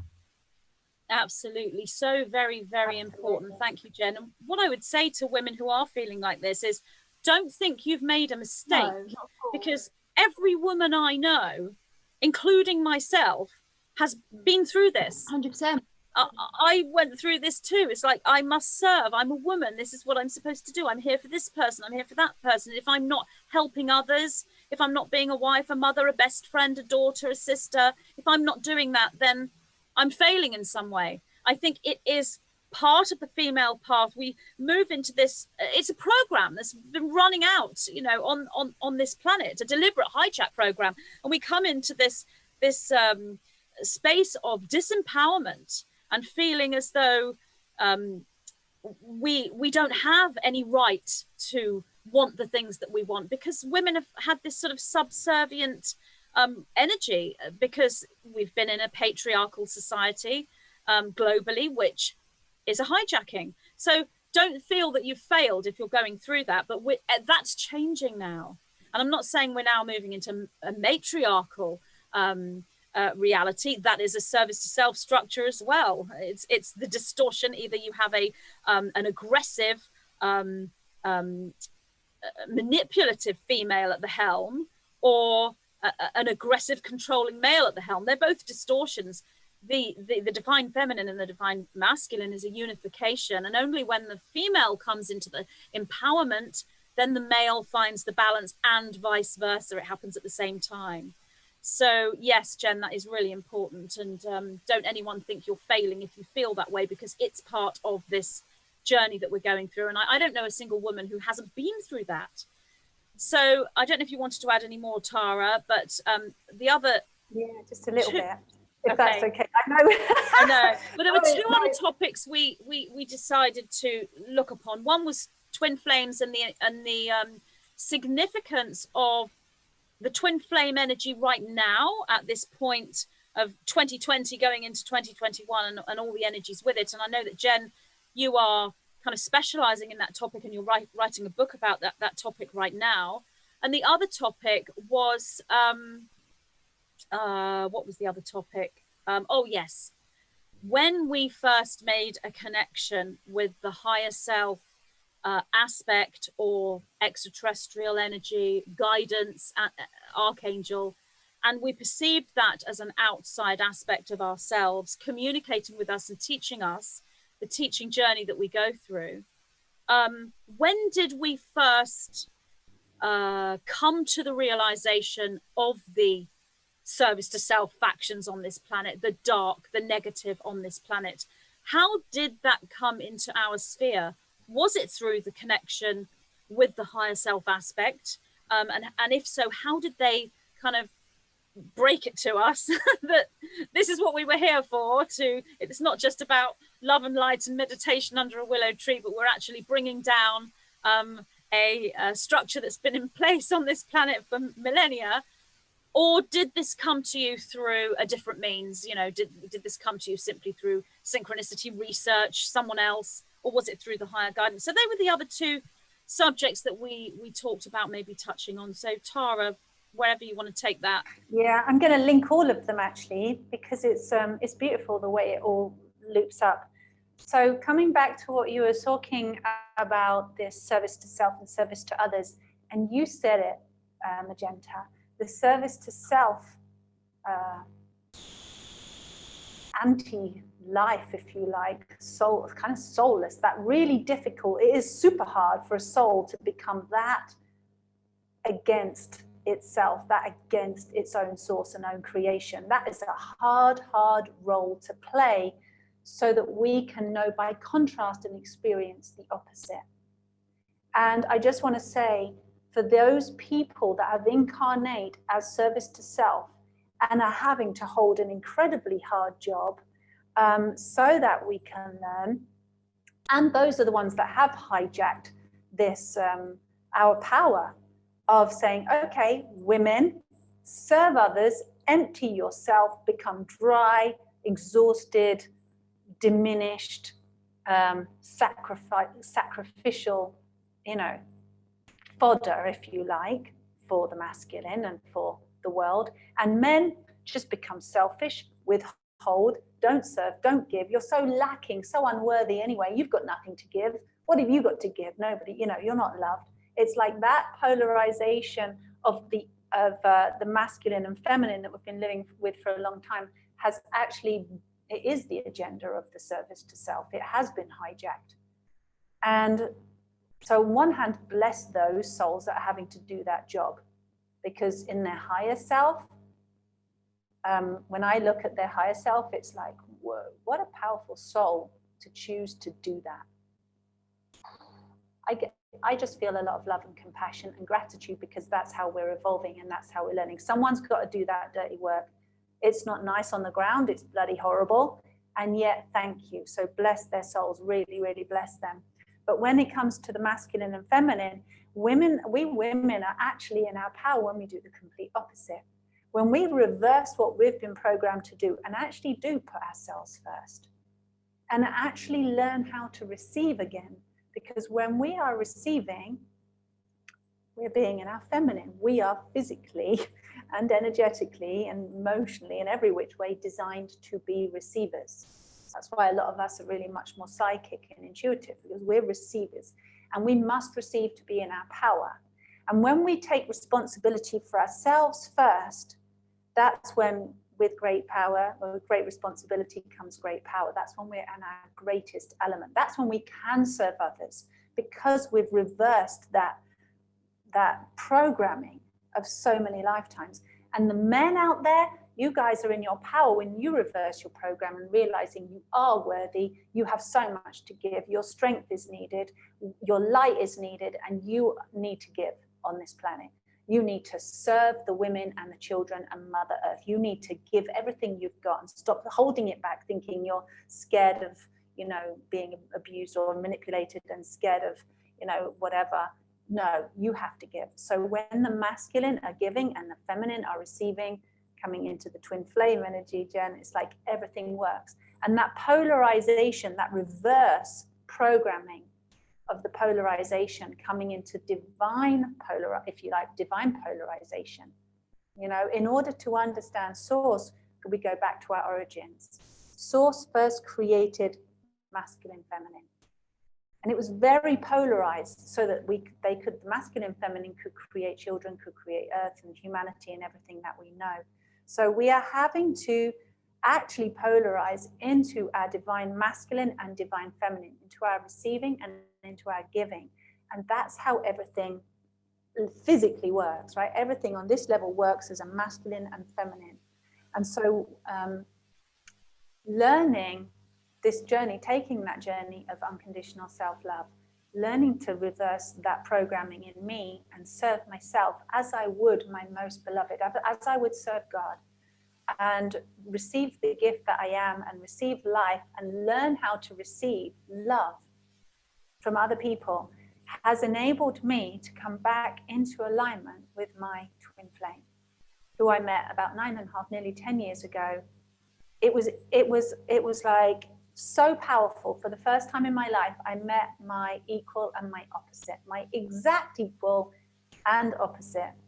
And it was really hard because he was not in a place of self-love and I was not in a place of self-love, and I was in a place of giving and burning out and exhaustion, and he was in a place of withholding because we were following the program, we're following that conditioning.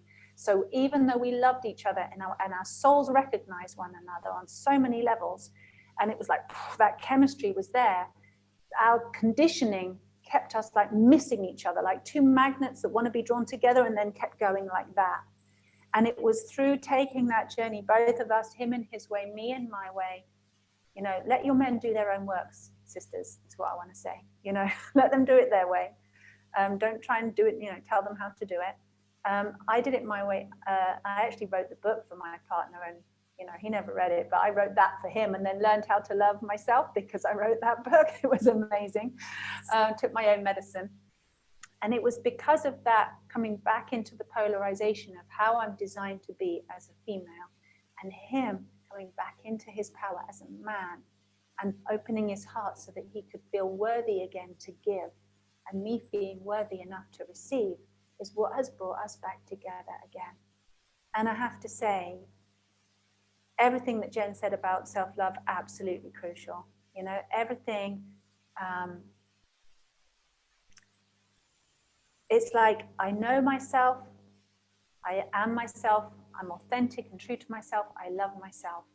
And in that unconditional love vibration, then that our divine match comes into our life, and we're ready to be with them, we're ready to evolve together, we're ready to move forward. And it's incredibly wonderful. And the other part, I'll come back to you later, Magenta. You're talking about our gifts in the beginning, and I'll share how I learned all of this. But I want to hear what you guys have to say first. Oh, Tara, that's just amazing. Thank you so much for sharing that. You know, to share your romantic love story.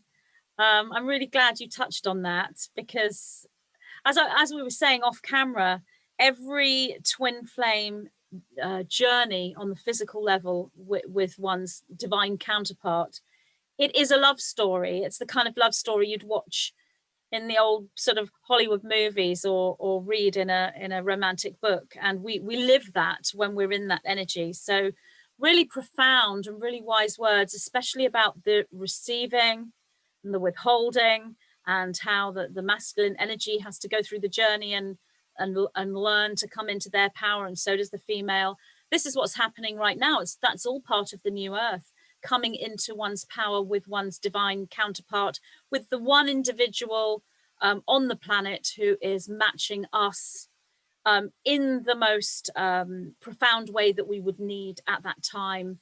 And when it's a planetary completion and coming into new earth, then that time, that energy is the love story, because it's part of the whole abundant journey. So all of the games and the learning and the dramas that we've played out for lifetime after lifetime after lifetime is now coming to the culmination. And finally, that's when you do reunite, if you will, with the divine counterpart. And that can occur for you if you are single, can occur for you if you're in a polygamous family, polygamous relationship, and in a monogamous one-on-one. It's an energetic as well, and it matches the frequency in multiple different ways. The most traditional being two individuals in a relationship.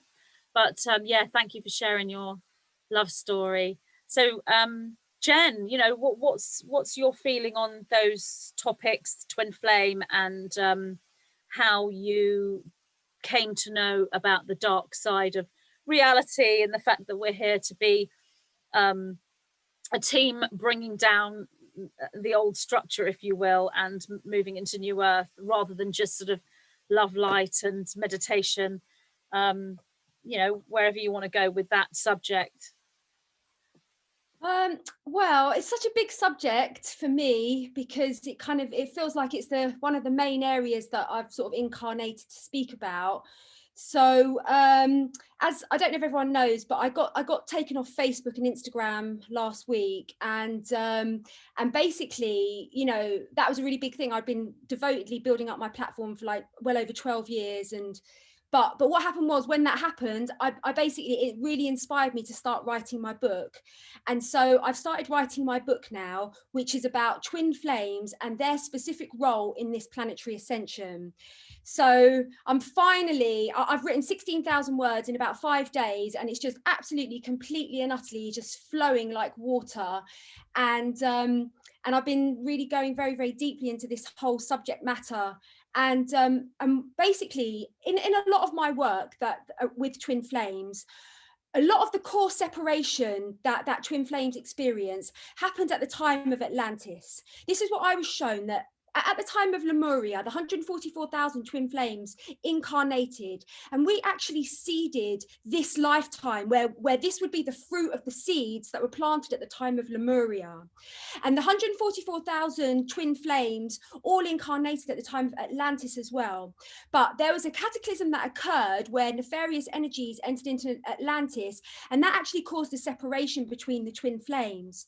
And so in my work, a lot of the trauma that I help my clients heal, it always roots back to Atlantis. Like they'll be having, you know, issues from different lifetimes, but if you follow the branch of that lifetime, almost invariably the root of the trauma of the split happens at the time of Atlantis.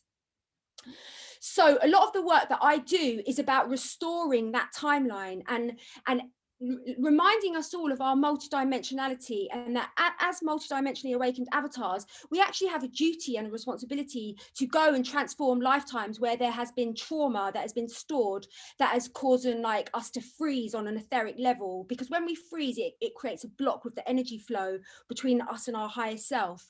So we have a duty to actually do this timeline recorrection work. And so a lot of the work that I work with my clients is to do with the timeline of Atlantis. And my guide showed me that, because I lead these large global ceremonies where up to 500 people will come, this is like a lot of brothers and sisters holding these grid points, and this very, very, very deep work to happen on these like auspicious dates.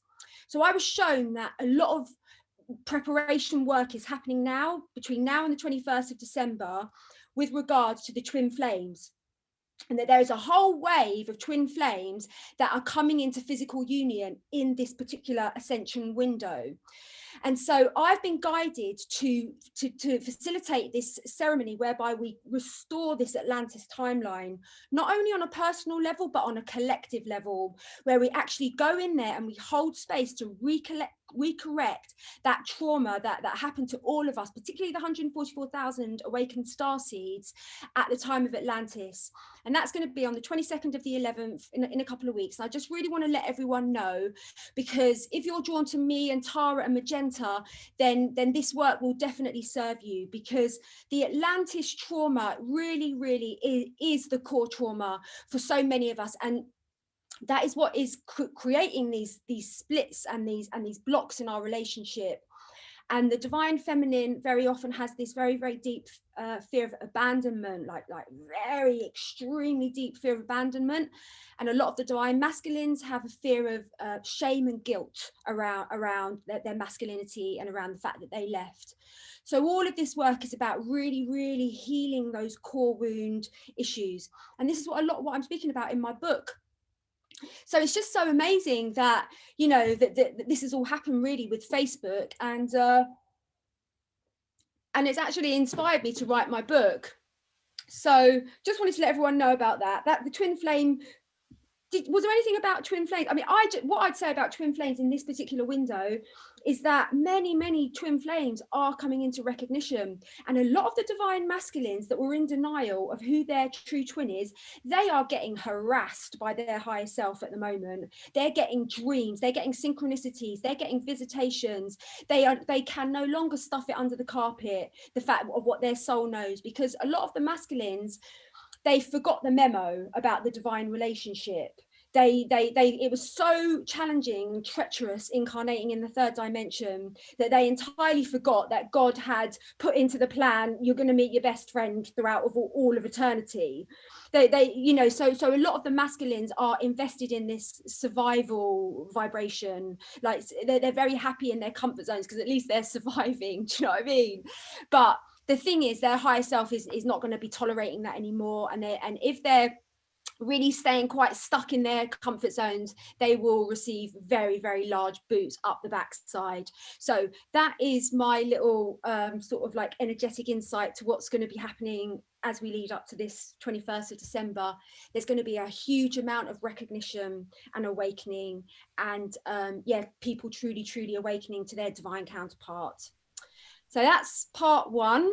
And part two, shall I go on to that? Part two? Please do. Well, I had my spiritual awakening when I was 21, but prior to that, I read the book when I was 18 by Shakti Gawain, Creative Visualization. Best book ever, changed my life. I was 18 years of age and I read this book, and in this book she connects you to your higher self and she connects you to your guides. And so straight away I met the masculine and the feminine polarity aspects of myself, and she says to them, oh, just ask them their name. And I was like, oh, what's your name? And the masculine polarity said, my name is Christopher, and the feminine polarity said, my name is Elijah. And so that would be probably Magenta the first time that I met the higher aspect consciousness, wouldn't it? Like that, there was no other time prior to that I had a direct meeting, and then subsequent many synchronicities that came out of that to prove the efficacy of that and the validity of that.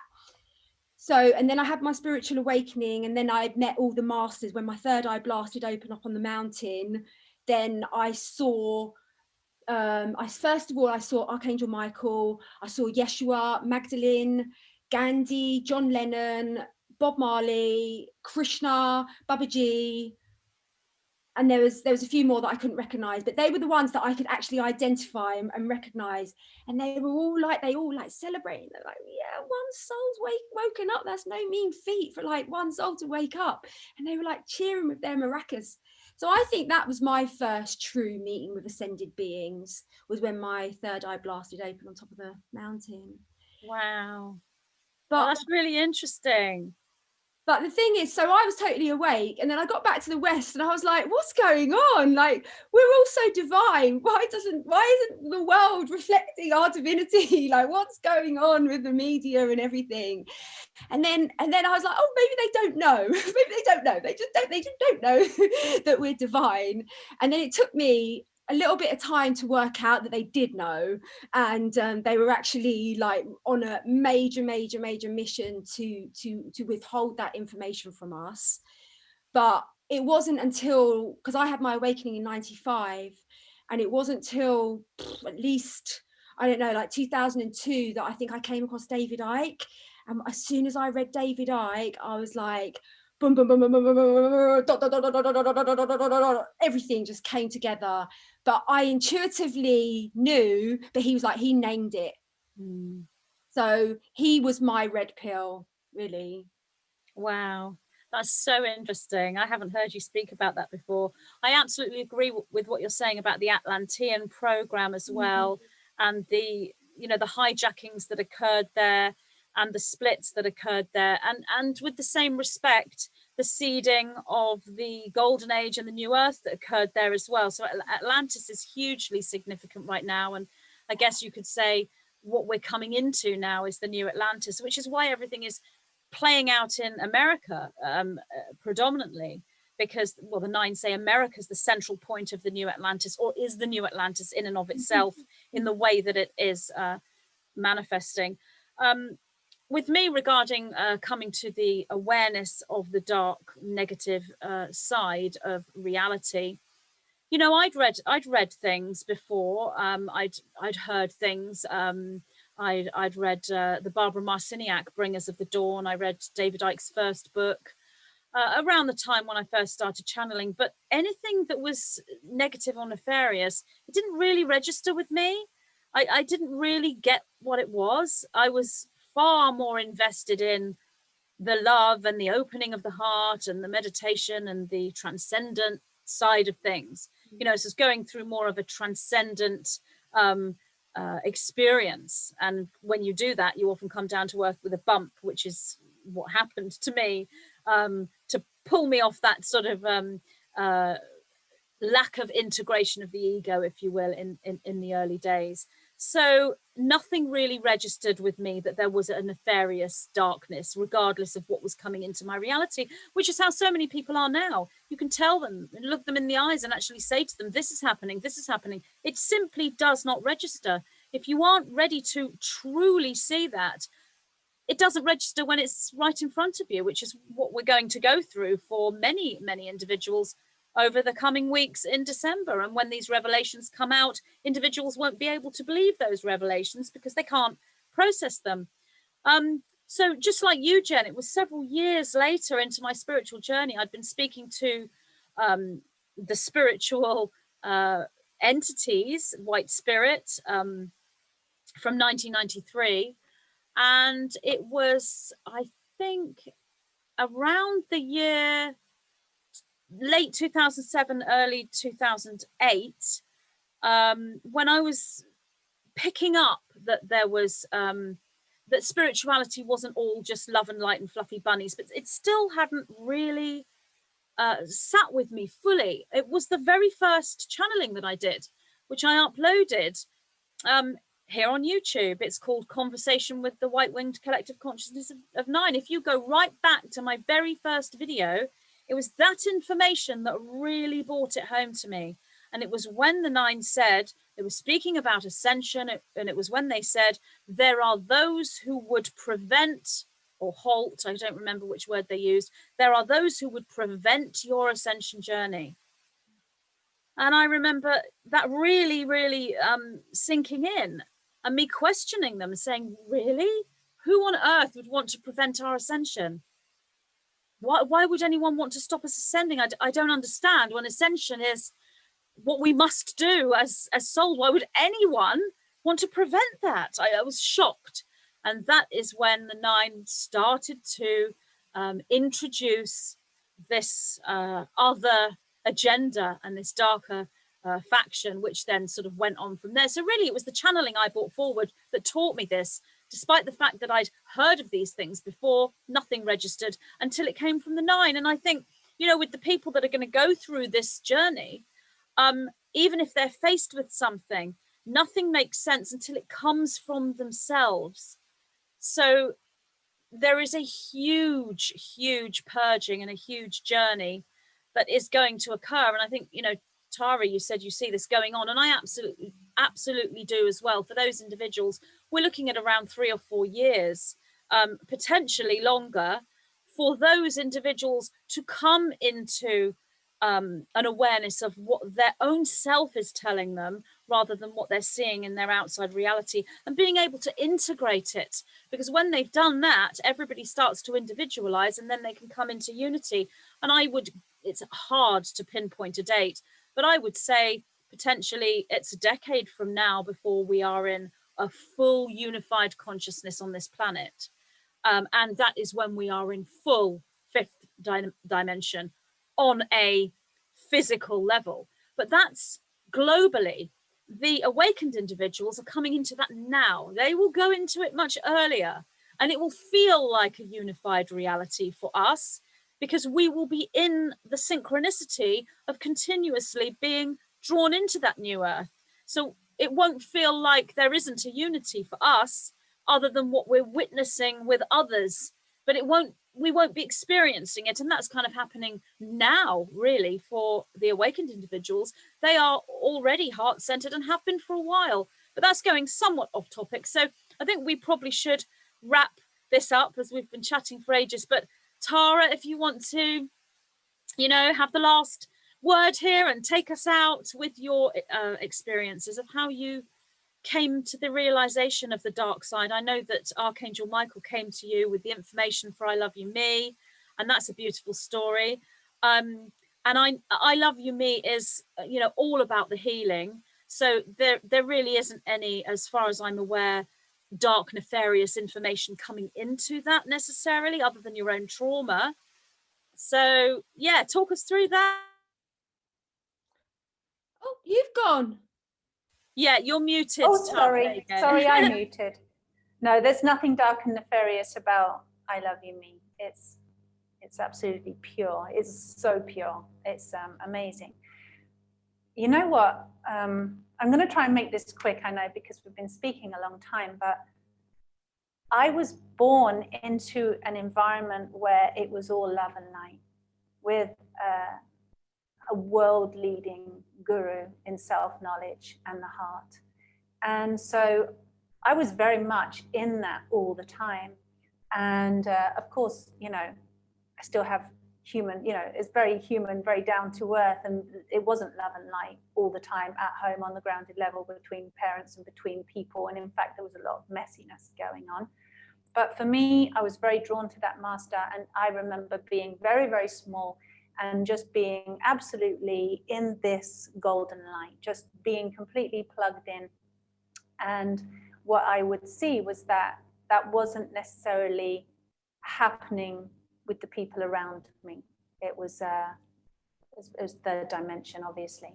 But as I was growing up, not realizing how sensitive and psychic and empathic and everything that I was, it was like, I was a lot like you, I think, Magenta. I would just see the golden light in everybody. I would see everybody's light. I would see the potential of their soul and who they could be, and what, you know, more about what their destiny was. And, you know, and the other side, I didn't know enough about. I was too naive about. I didn't recognize it. I didn't understand it. I didn't want to see it, I don't think. Not really realizing, you know, we're young. I didn't know. And it wasn't until, but having said that, I grew up with a father who was taught, you know, preaching prophecies to me from a very young age, and who was always going on about how messed up society is and how it was going to crumble and now it was going to fall. Like, I'm 3, 4, 5 years old growing up with this, with my dad talking about this. And even like we used to have a guy come round to our house every once in a while, and I was told that he was a wizard.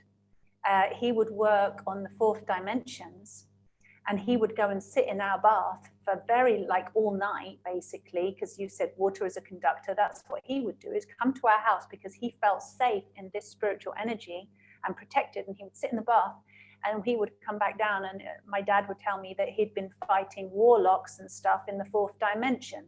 So I was, you know, from a young age was aware that there was a darker side, but honestly had no idea. It was just like fairy stories.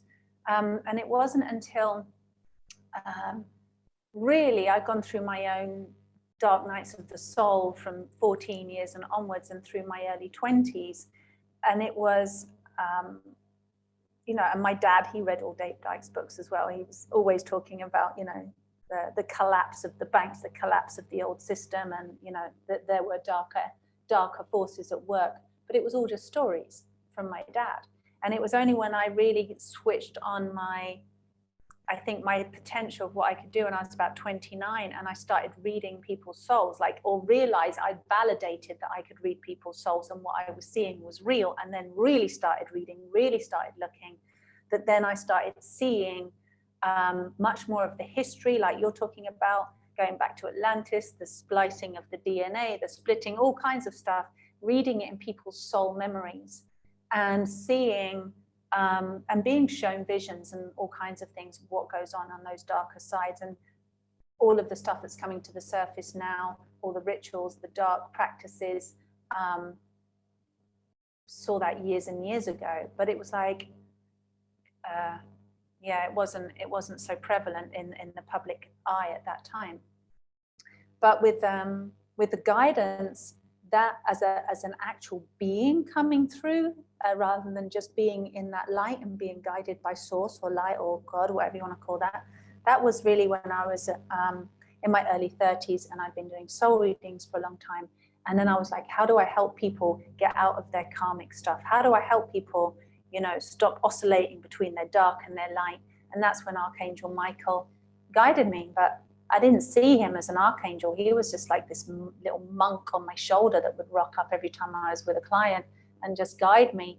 And then with him, it was like this whole, it was like seeing, I'm sure you guys get this, a huge circle of loads of different kinds of beings, all light, all different dimensions from different places. And then I'm the human one in the circle. And it's like, so all of that, and loads of the teachers, loads of the, I don't even get to know their names really. It was just an enormous circle. And then it would get all this information and it would come through and be passed, you know, that healing or that information would come through for that client. And that's, yeah, that's where it all started really, right back when I was 29. And it just gets, I'm very blessed, what can I say? And I think you're completely right, Magenta, by the way, to end, I think you totally nailed it, that it is that journey from the naivety of not wanting to see the dark side, or even the light, or even the whole picture, but coming out of human naivety, retaining the innocence, not letting go of the innocence, but really growing up through the naivety, being able to see both sides of reality in this dimension and encompass that and gain wisdom from it so that you can move forward into that ascension, into that next level of evolution. And it is hard. It's not easy for any one of us to do that, but it's absolutely necessary. And you have to do the journey. And many have done it before you. So, you know, it works. You'll be fine. That's what I want to say to anybody who's freaking out about that. It's all, you need Absolutely. You need to see that. Thank you, Tara.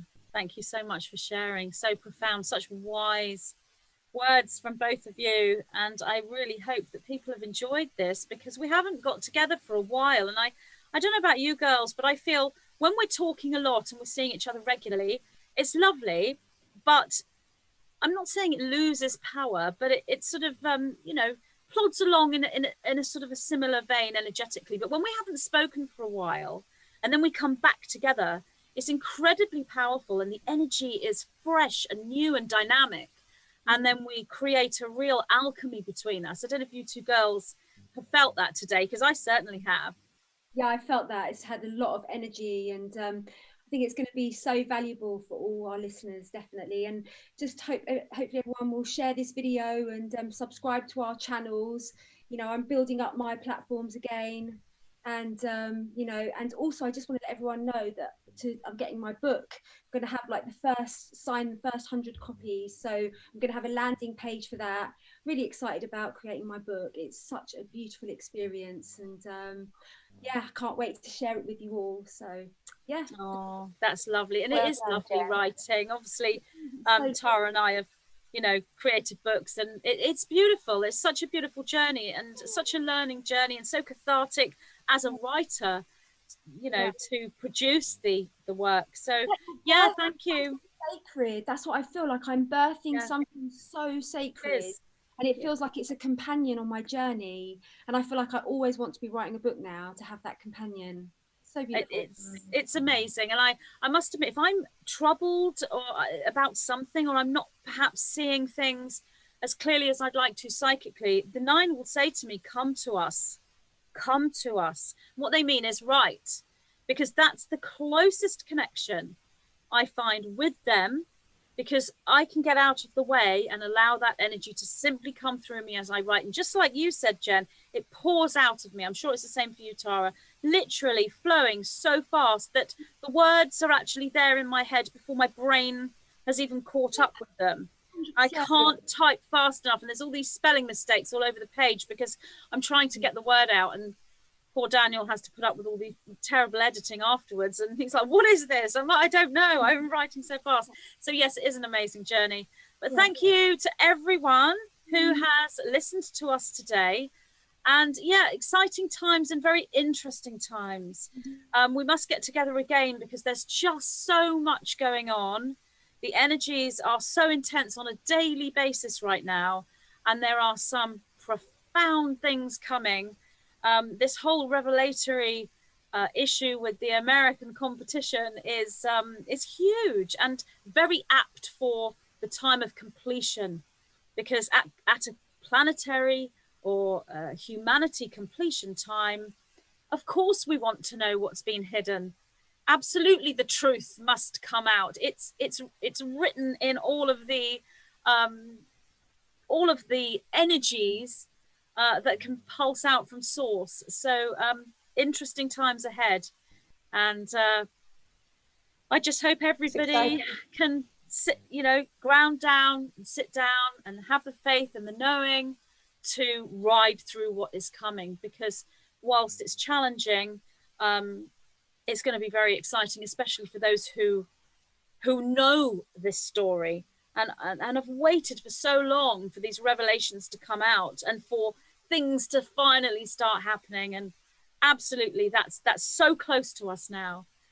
So please stop watching mainstream media, because mainstream media, especially news, has literally been weaponized, and every time you tune into it, you put yourself in the firing line to be shot upon, the divine child of the universe. So just don't do it. Set your boundaries. Do not place yourself in the firing line of the mainstream media, because they are as corrupt as corrupt could possibly ever be. So tune into your heart. Your heart knows. That's what we all need to do. Let's drop into our hearts, and our hearts know the truth about if there's any winner, who the winner is. We know who the winner is. Absolutely. That's absolutely true. Even Fox, that used to give such a balanced picture, has now shown its true colors. I will shout out Newsmax and One American News Network, Sky News Australia, and Russia Today. Those four, especially Newsmax at the moment, are there's a high level of accuracy and truth going on there. They're not corrupt, those four. Perhaps not 100%, because but they're as near to journalism as you can get. And I guess with Fox you'll still get perhaps a bit more of the story than with the others, but the other CNN, NBC, ABC, BBC, all of those, this is the old media, and the new media is yourself and finding where you resonate with where the truth is, as you said, Jen. So just thank you everyone for listening to us today. Hope you've enjoyed our chat, and thank you so much. So much. We'll have to come back again. Come back again in a few weeks and see where the land lies and do another update. So thank you everyone. I will now stop recording, and then we'll say goodbye before I end. Bye everyone. Thank you. Please share this video.